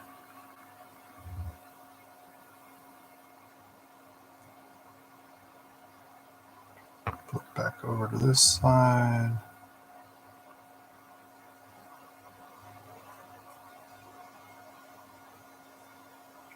Try to get in between these particular spikes. This tail's set up like certain pine needles. In fact, I want to color match that later, so I'm going to probably leave that fairly ambiguous so that I can color match that later to some actual pine needles, and then I can chuck those at characters. Let's get the, ooh, too thick. There we go. So we only have to go through the groin once.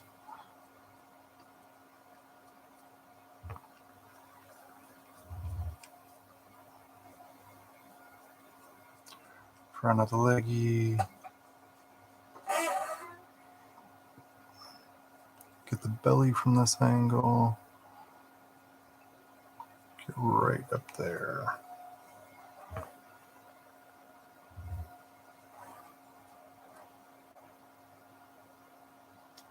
Right up against the mane.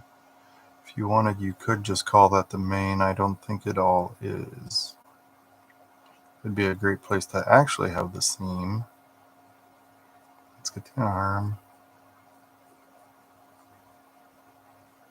Let's get up to the wing without getting the wing. Dab, dab, dab. Dab, dab, dab. Just trying to spread the pigment.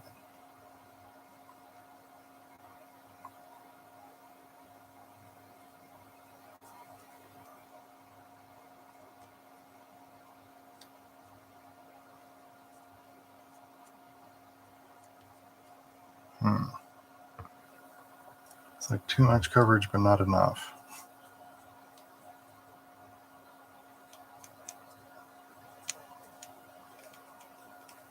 Get that belly, get the underside of the arm.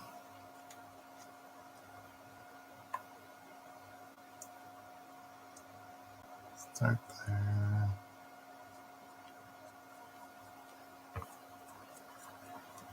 Dry brushing is kind of the Bob Ross cleaning your brush, beat the devil out of it technique. Alright.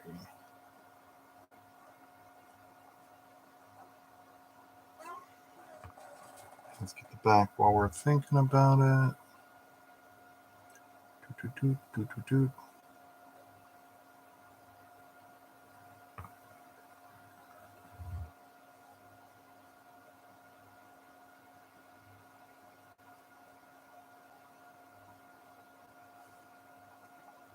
As far as chucking the pine needles at the character models, especially if they fail their perception checks to notice this on the way in. So during that surprise round, they just get pelted.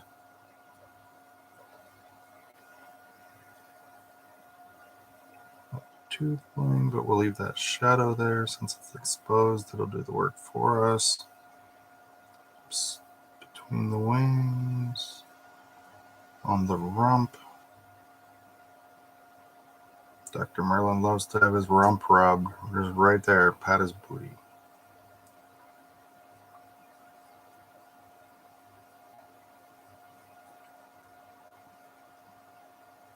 Huh. Wow. I might keep it at that. I might do one more layer on that. Well, let's get the face with what's left on the brush. Or not. Like I can see a difference, but not much of one.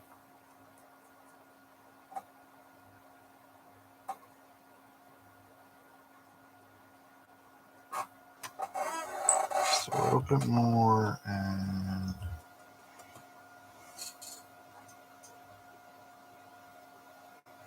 let's try to get the high points first while there's still lots of pigment.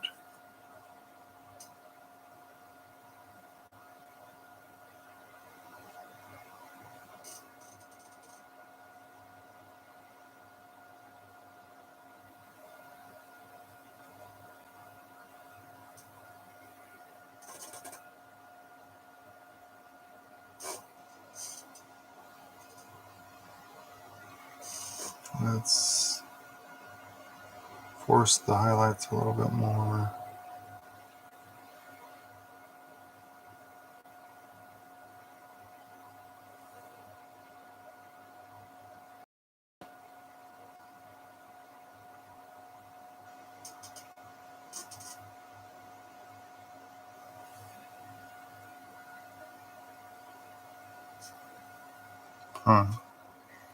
I definitely need to, I don't think they did, but I think I want to lighten up the mane a little bit.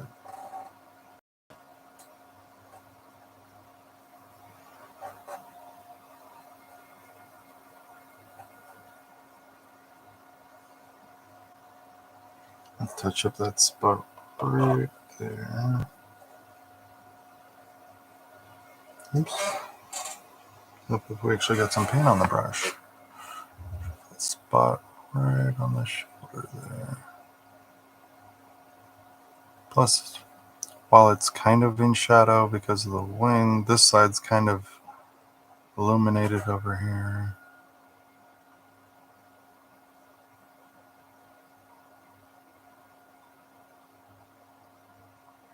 I'm kind of liking this color so far.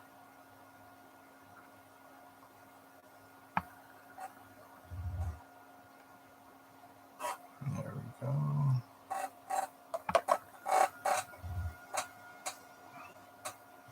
So rusty. So rusty.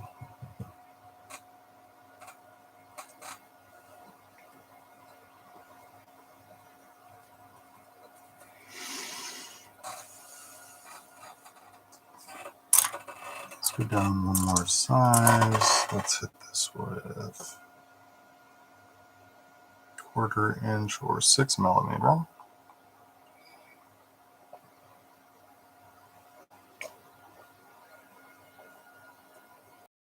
Excuse me.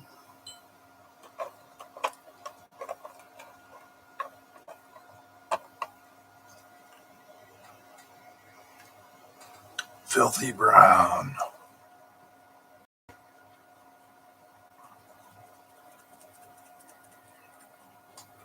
Yeah, it'd be nice if not just the paint kits, but the regular minis had the descriptions of them on there. It's like, yeah, we know what they are if we're already players, but wow, extra dry, but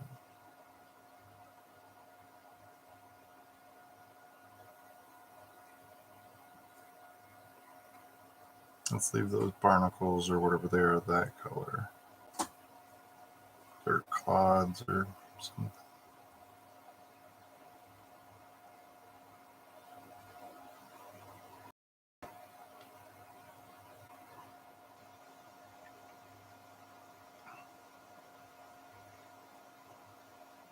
Going with increasingly smaller sections so that we can highlight. I think it falls under contouring, kind of the way light tricks your eyes.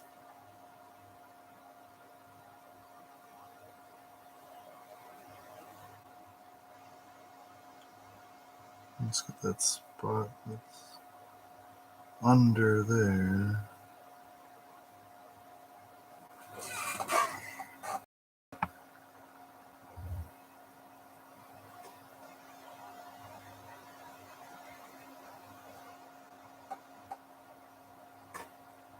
Some white spots showing through.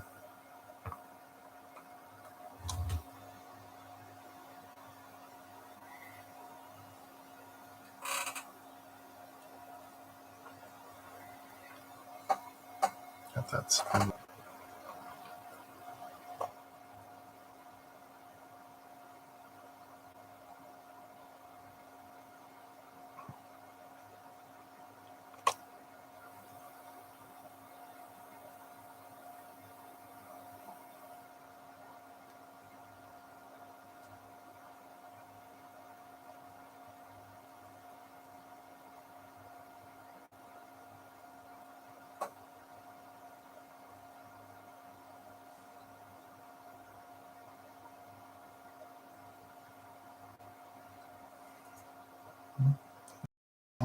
Come back to this one.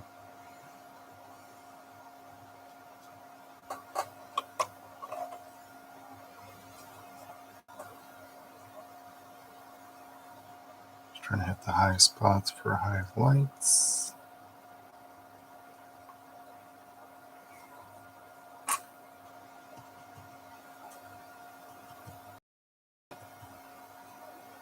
Filthy might be salvageable. Might.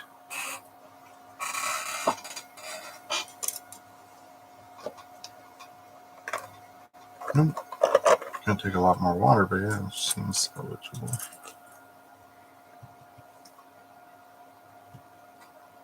There we go.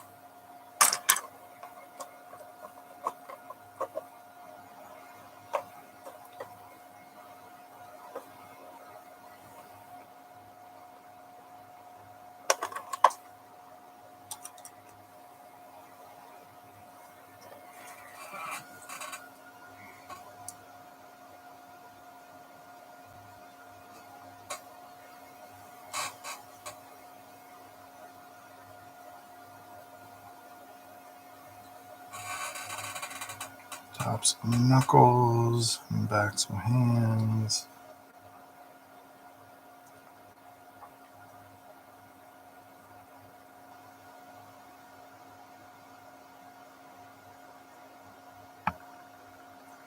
Still pretty gritty.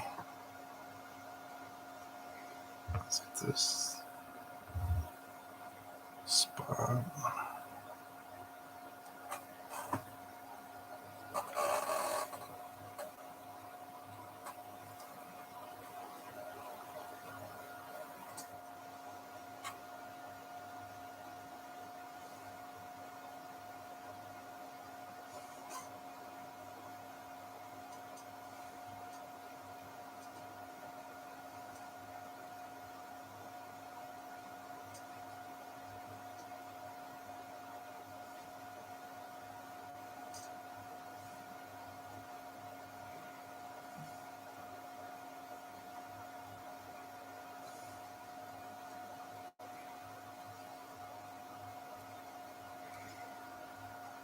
Okay, come back around here to the top of the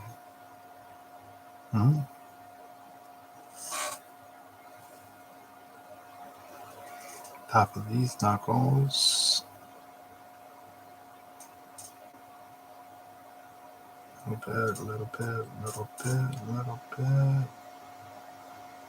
little bit.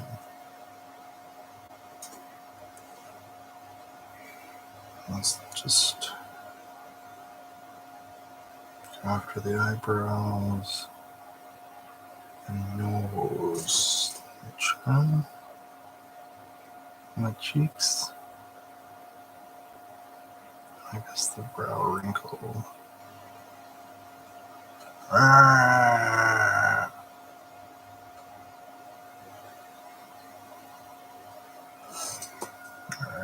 progress.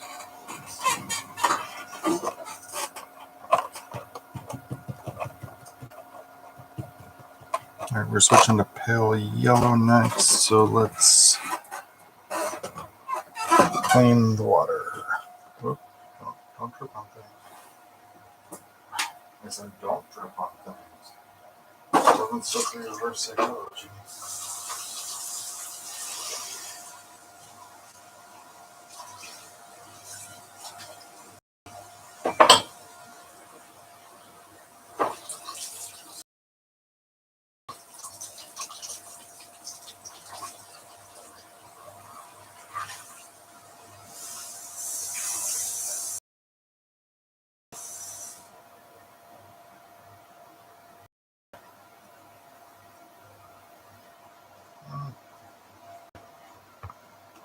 Hey, I found that plastic one.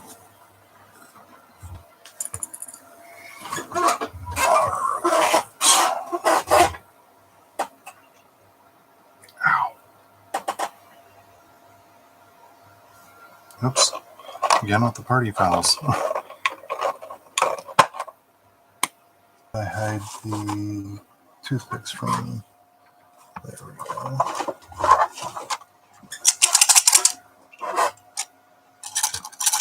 Oops.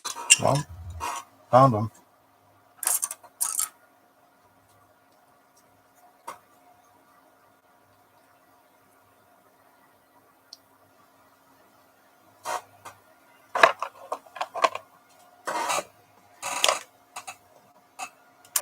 Let's go down to 3mm.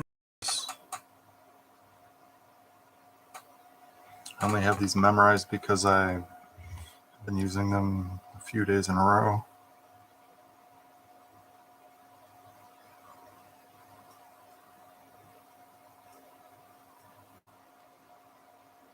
Since we're just filling in, we can go full pigment.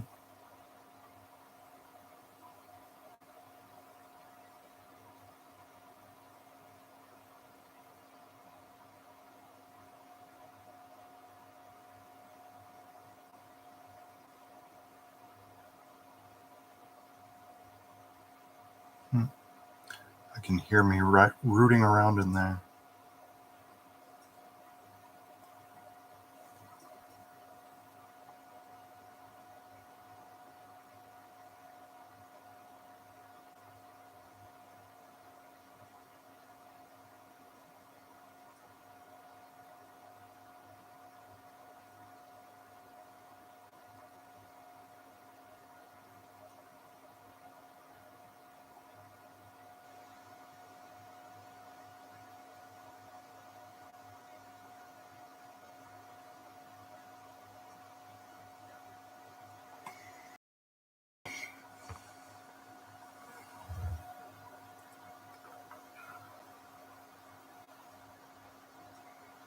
Kind of rubbery.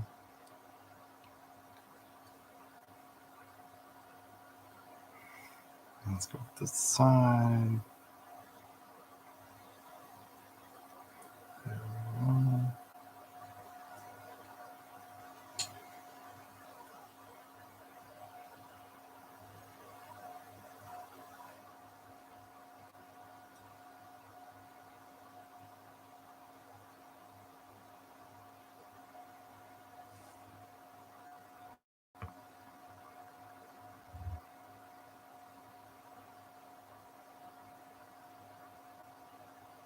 Patty cake, patty cake.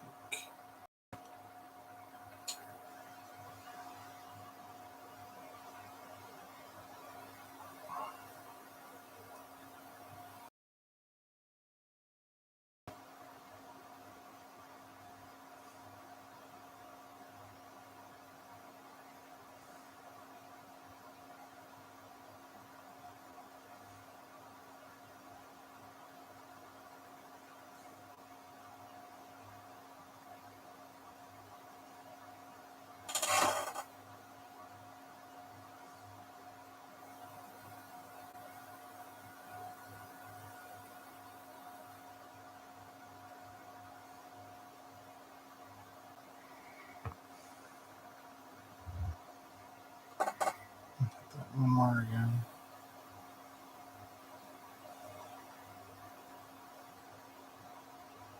I swear we just did this.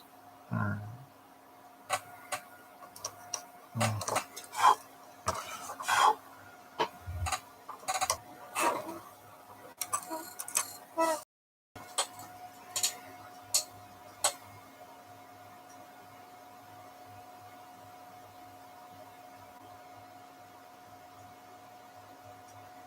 Might be a little too bright.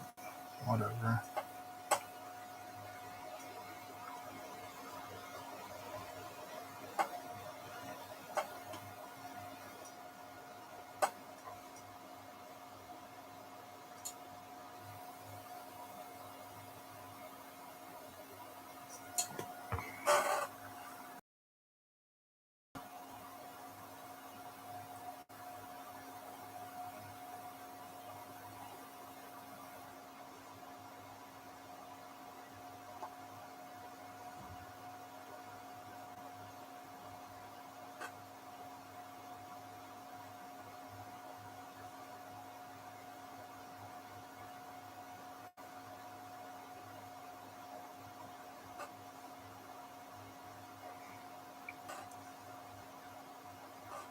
Ink on the nose. Alright.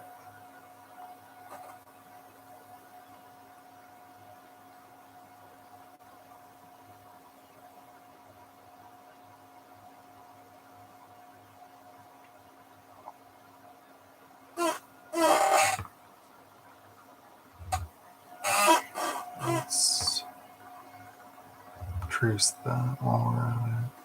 Oh, it's so gunky.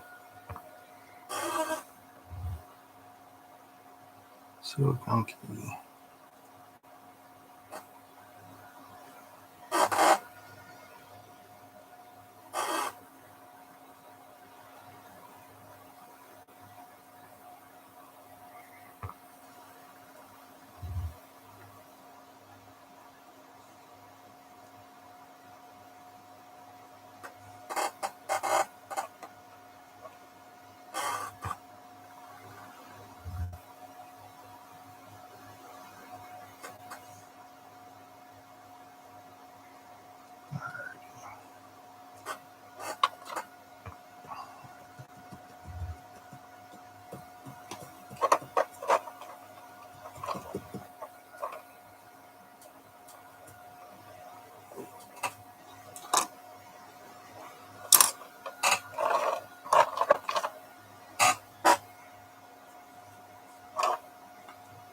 Is the off-white cached on this one?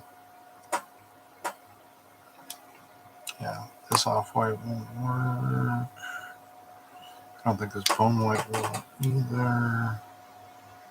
Oh, that's the one that had the bubble.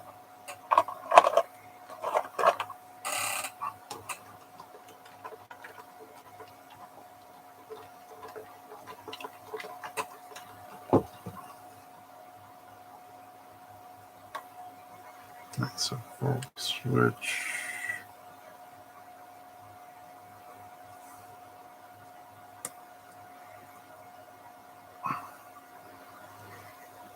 Okay. I can stick to the size, I think. The sheer size of the pieces we're going after.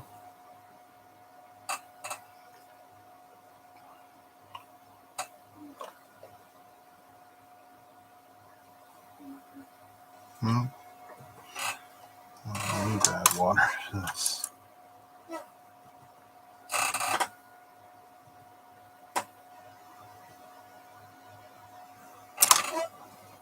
Let's try to get it to the other side of the toothpick.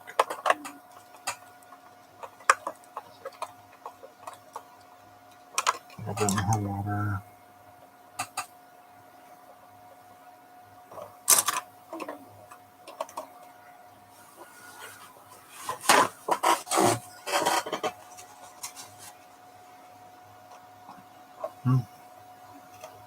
Get back in there.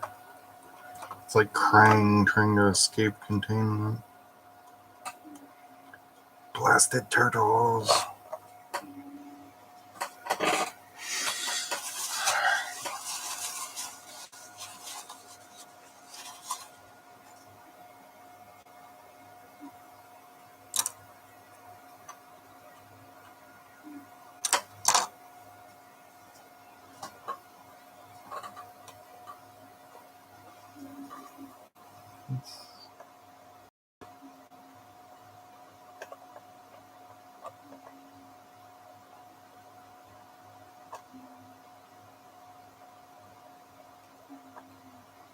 A thin layer.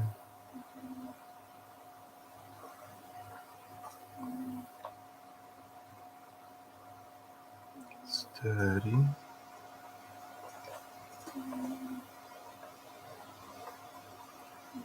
The hard palette on the Bulette. Let's get some more of that in there.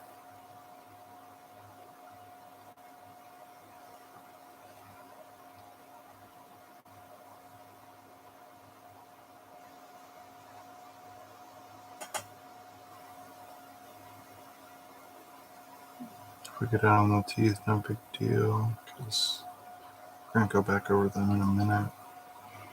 Let's do the tongue in the same color for now and then put the other over top of this. Alrighty.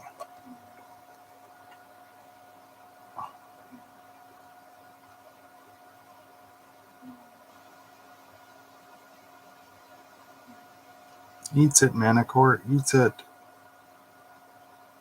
Oops.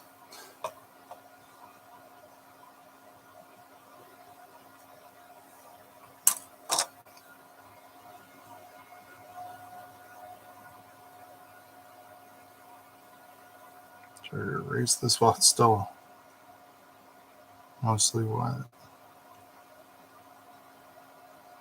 Mm-hmm.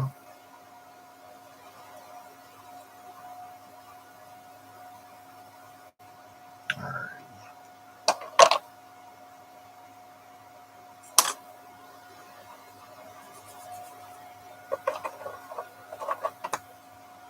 Let that dry.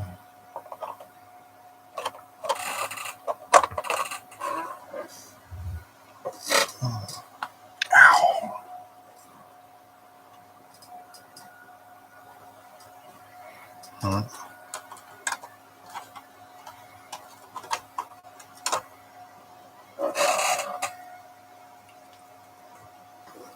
How big are the eyes on this guy?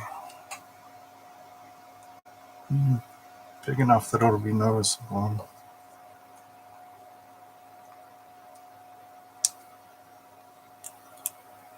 Ooh. Not quite sure the name of the color on this one.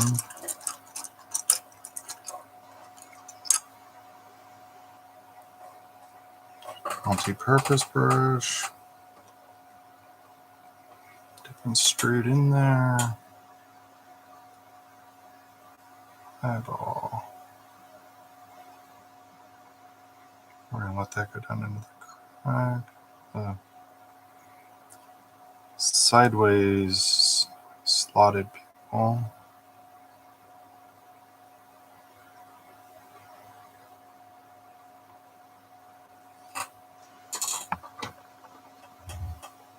Oh, that one's got them side by side, but this one appears to have them top to bottom.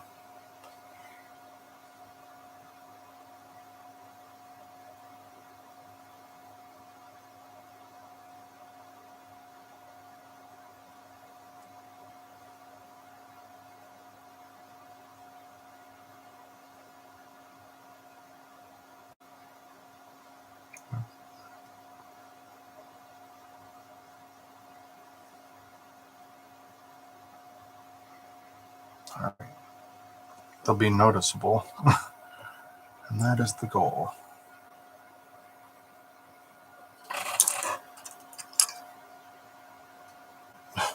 Why does the fine detail one look thicker than the other one? All right, well, let's close this up.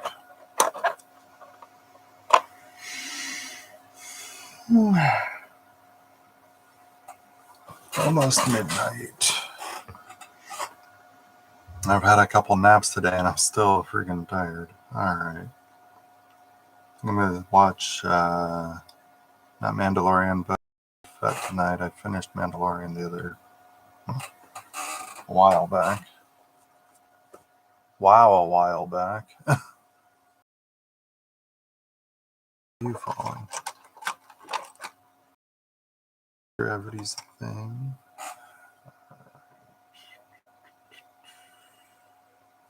That's going there. That's still not dry.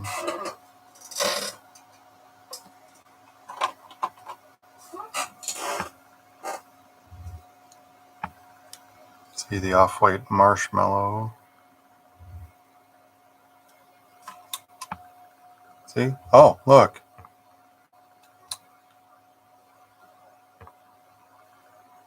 Off-white marshmallow.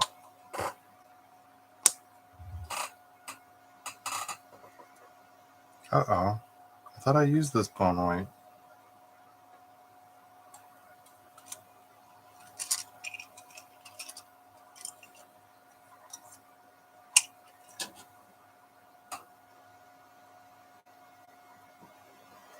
That's 2 for 2 on Bone White not being viable.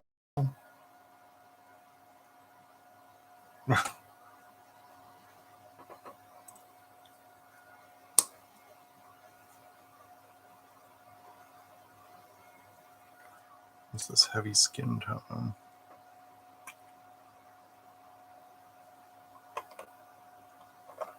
What did I use that on?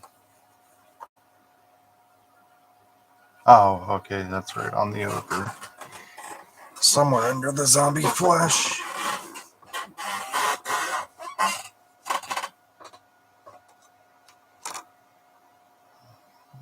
Let's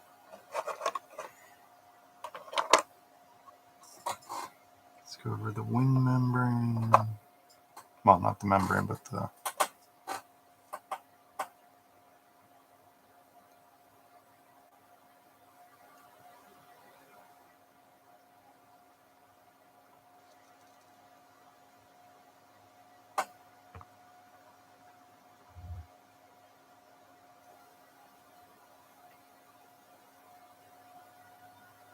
Oops.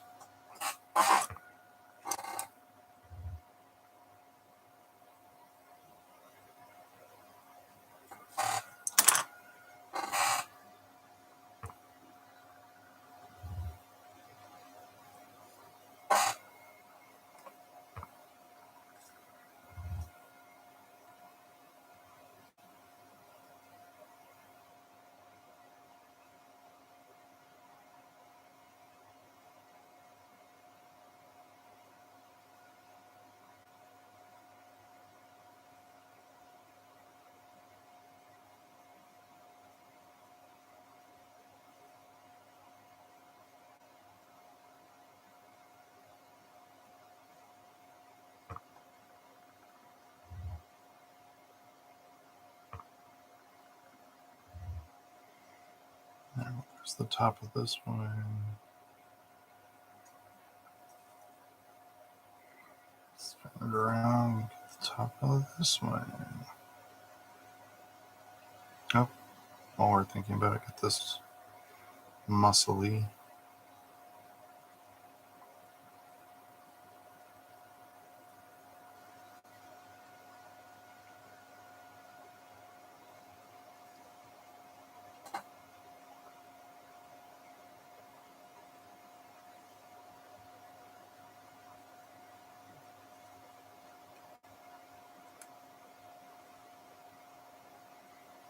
Manticore Randy Savage. The Interplanar Heavyweight Champion.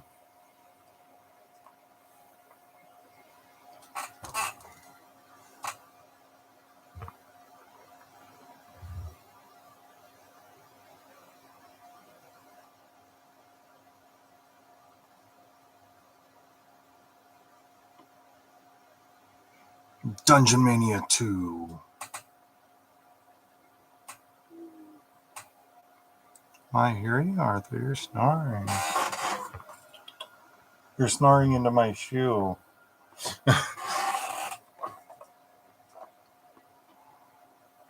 Arthur.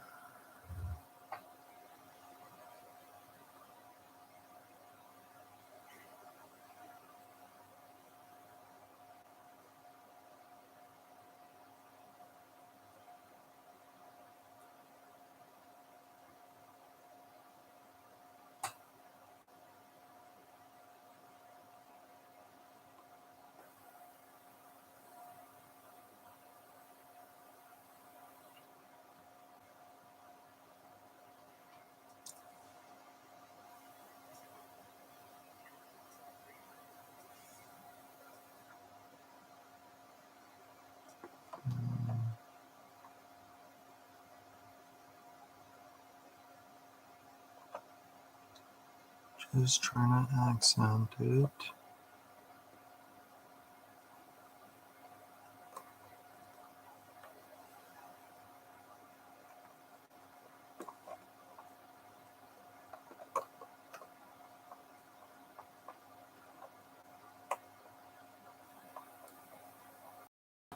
Come on.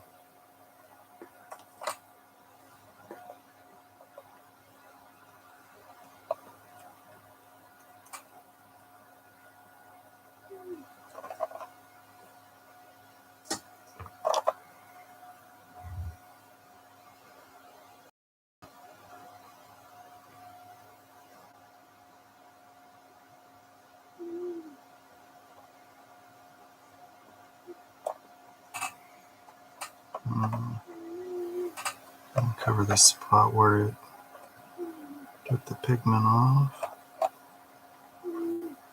Come on, slow down.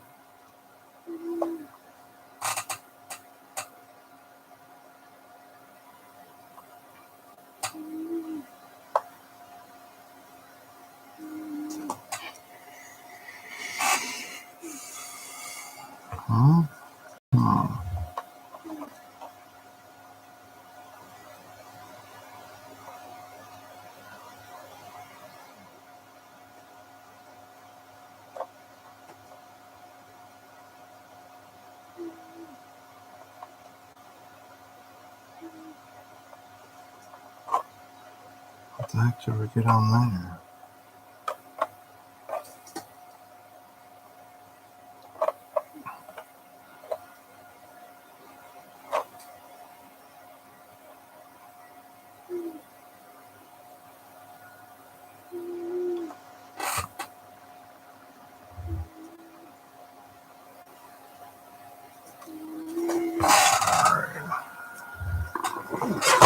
Ow.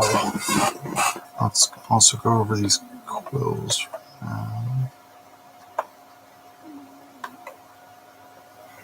We can change the color match later.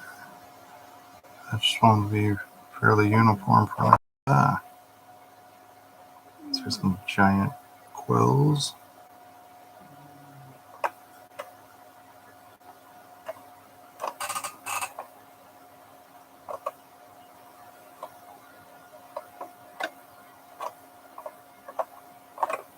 Can you guys hear Arthur snoring? I can.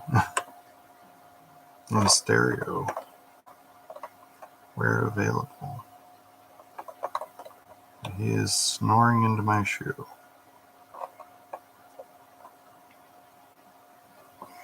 And when I get things set up better, I will set up a cat cam so we can picture-in-picture watch Arthur snore while I paint.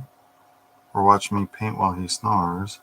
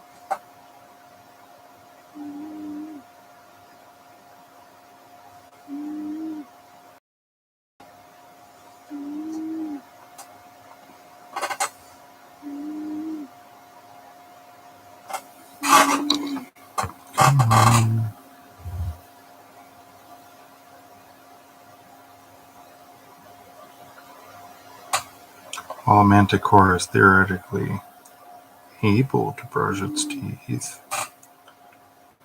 is it willing to?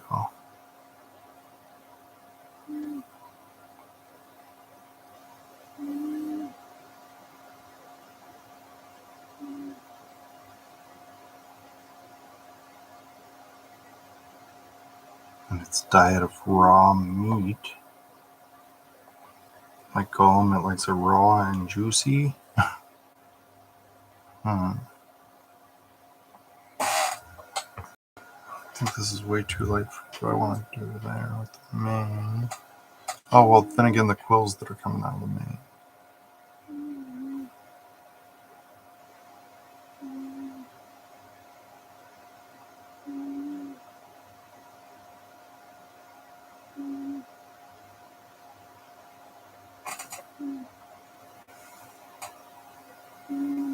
Okay.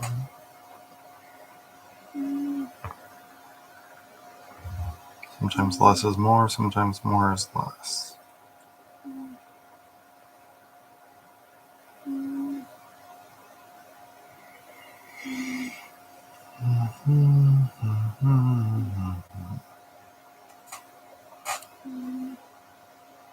Almost midnight.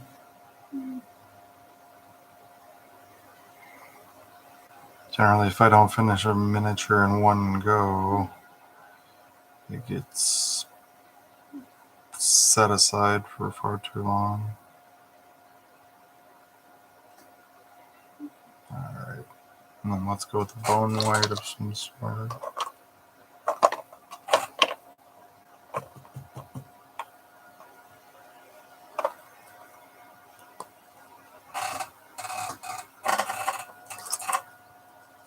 Let's let that dry first. That's probably still too dark on the Umber Hulk eyes.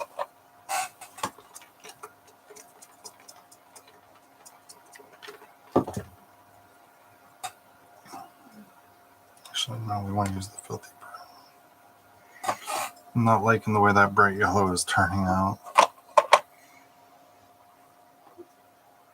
So let's go back to a bigger brush and just lightly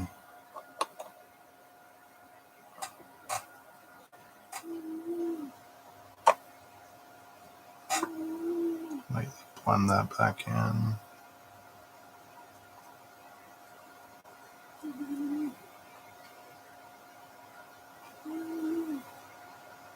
Yeah, I liked it better before. Oh wow.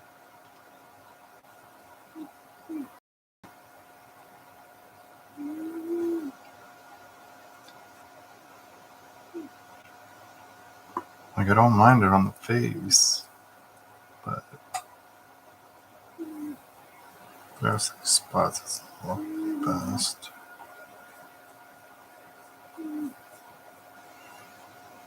Paint's wet enough that I can't tell if I'm adding pigment or just erasing pigment. Either would be fine right about now.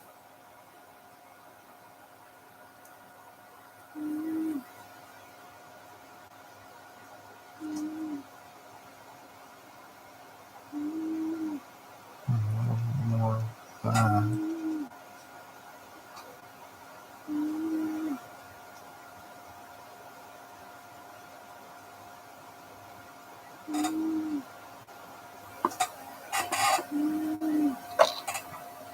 Ah.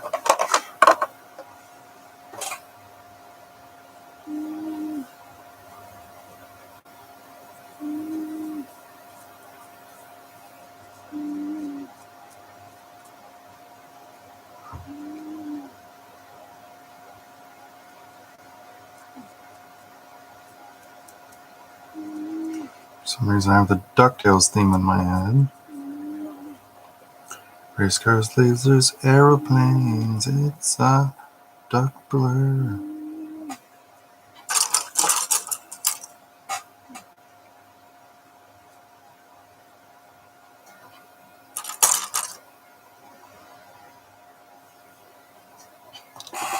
Better.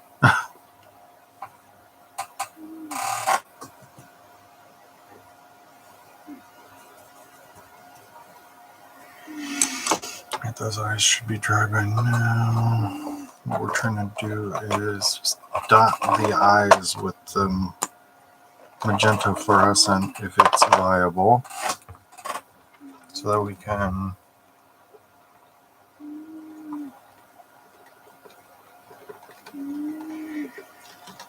give it a half-ass glow appearance. Open up. Oh man, I could go for some Taco Bell right about now. Send tacos!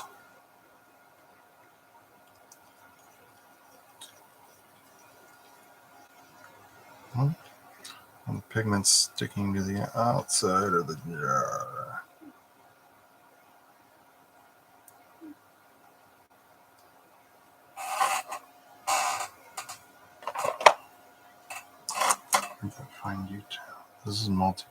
That's right, I set it over here just for this.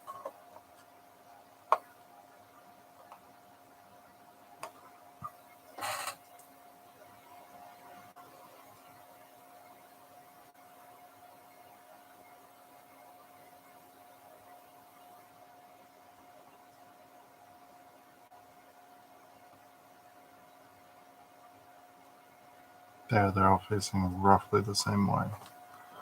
Zoom. Come on.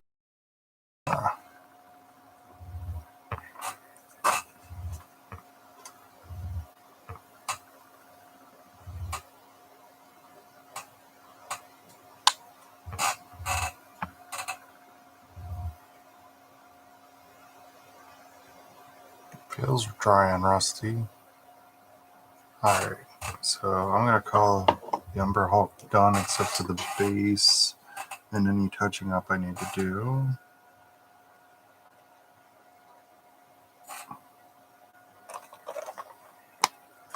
Ooh, I could make tacos. I don't want to make them today though. I will... You know, before I forget, I'm going to throw the beef from the freezer into the fridge.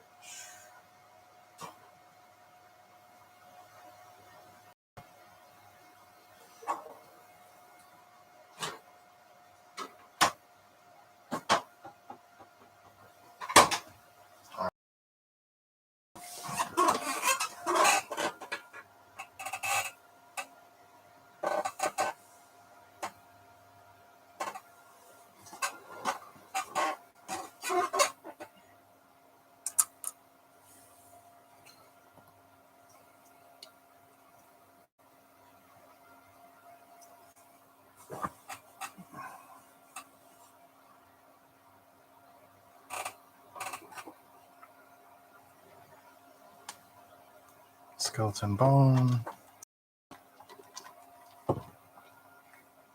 Because I know it'll be fine compared to some of these other paints right now. Skeleton bone from Army Painter.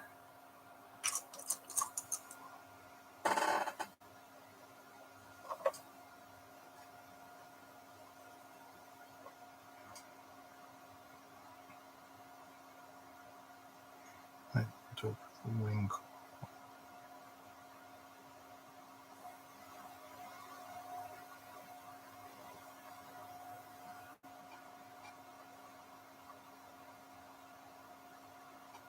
There's that.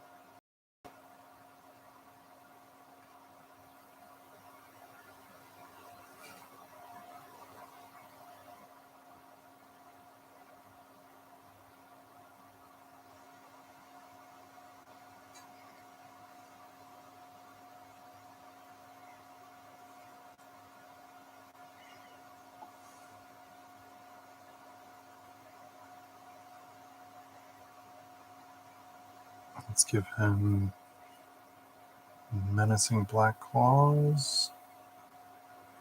Say with the Umber, the Bulette.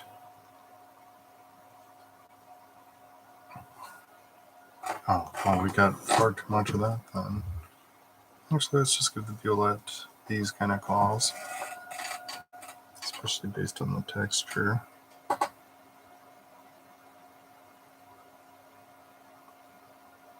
That certainly looks like keratin.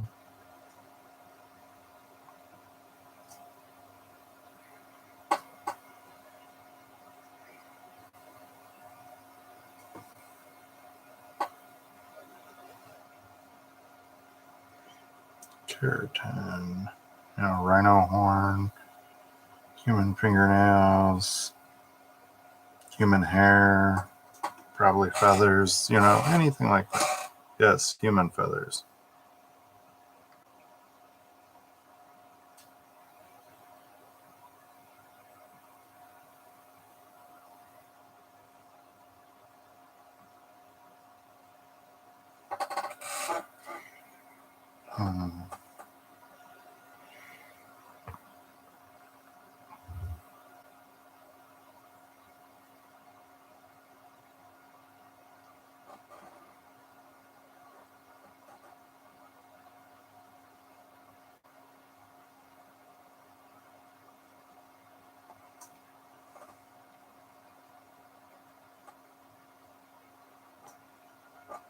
more.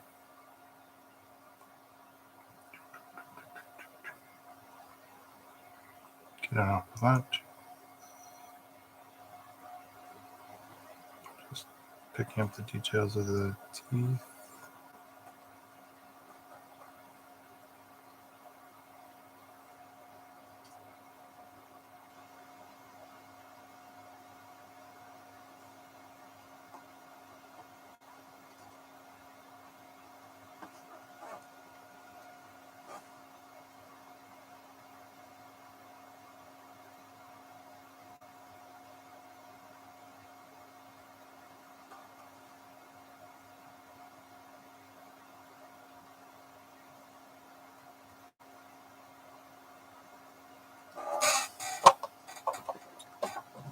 Hi, Jim H.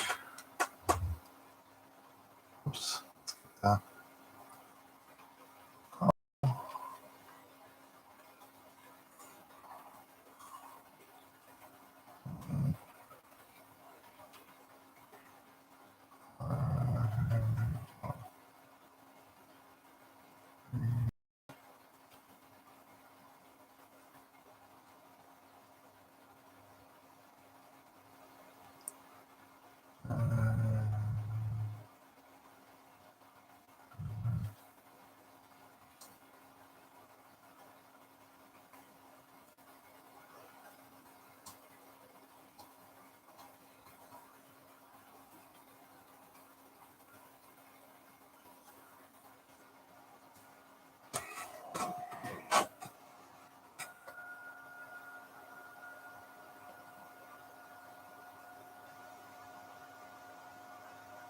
Oh, we got some of that on the back. Oh well.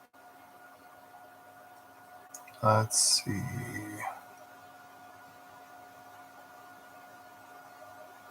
Yeah, let's just go with this for these claws.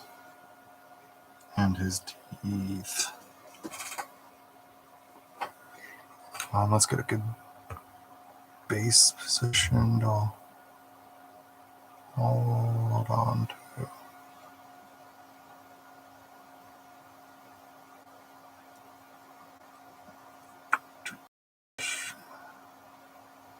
Just the tops of the teethies. Oh.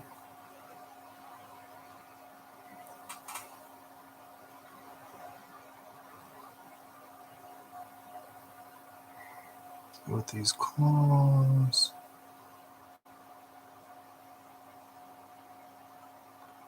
Claws, claws, claws.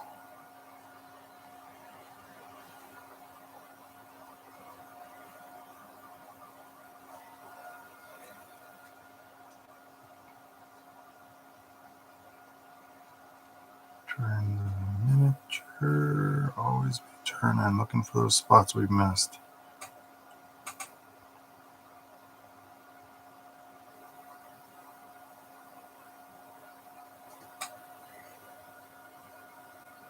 Oh.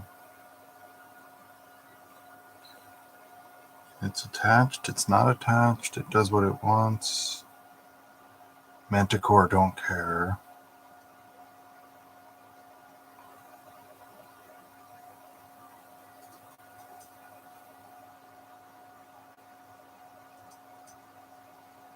Let's get the claws.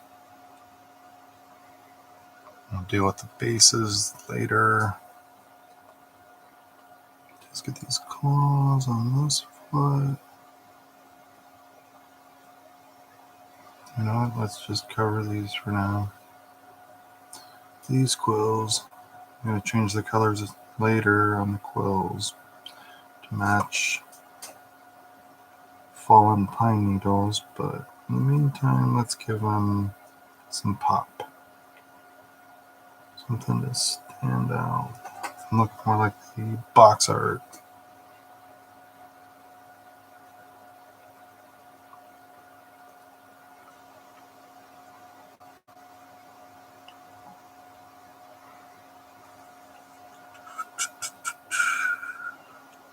That's a huge quill just hiding back there.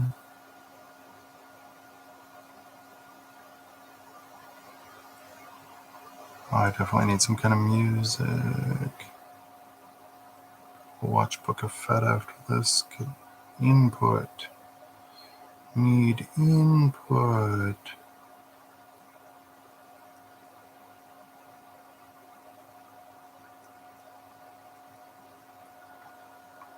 Have they put out any new seasons of We Bare Bears? Thought it was weird that you can only see some of the seasons on Netflix and some of them on Hulu, but not all of them on both. Or either.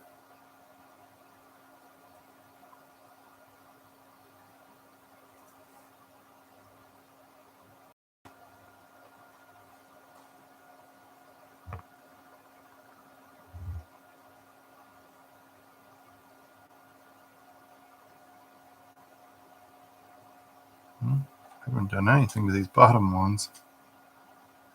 I mean, I made sure to get the wash in there, but missed some spots.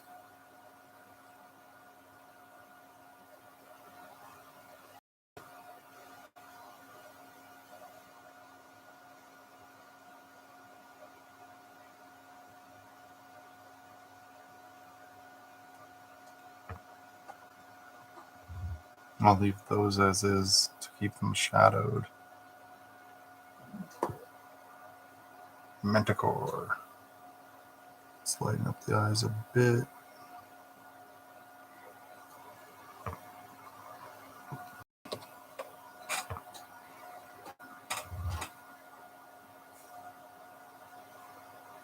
Alright.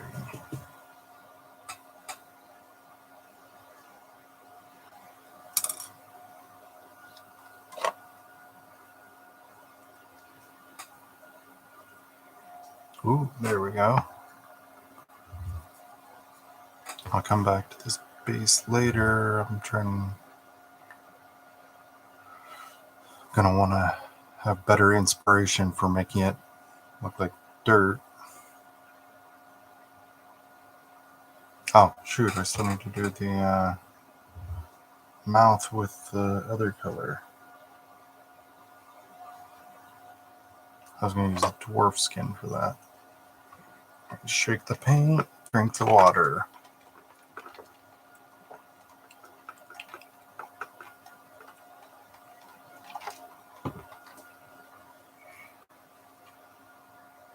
Dwarf skin on the tongue.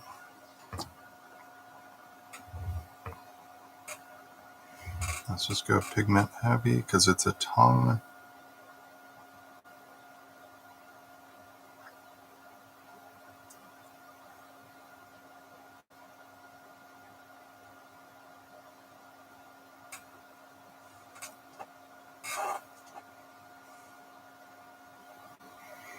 If you actually want to glue this to this, it feels a lot more comfortable trying to hold it to paint it.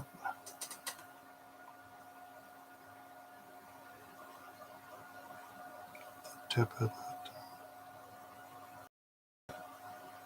the sides of the tongue.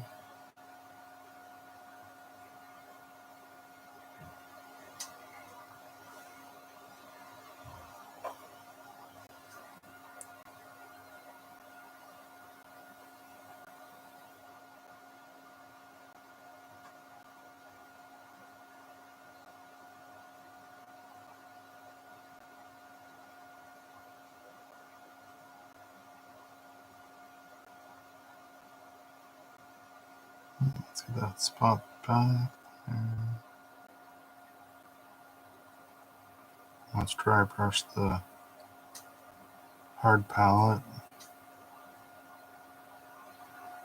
Make those ridges pop. Especially since from the character perspective, they're going to be able to see that. That spot back there in the tonsil region.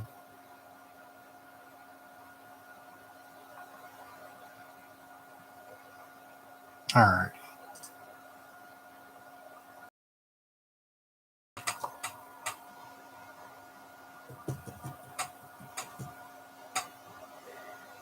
Alright. It's a quarter after midnight, so I've been painting for 3 hours tonight. Let's call it quits. That's, only 3/5 of the time we did it last night.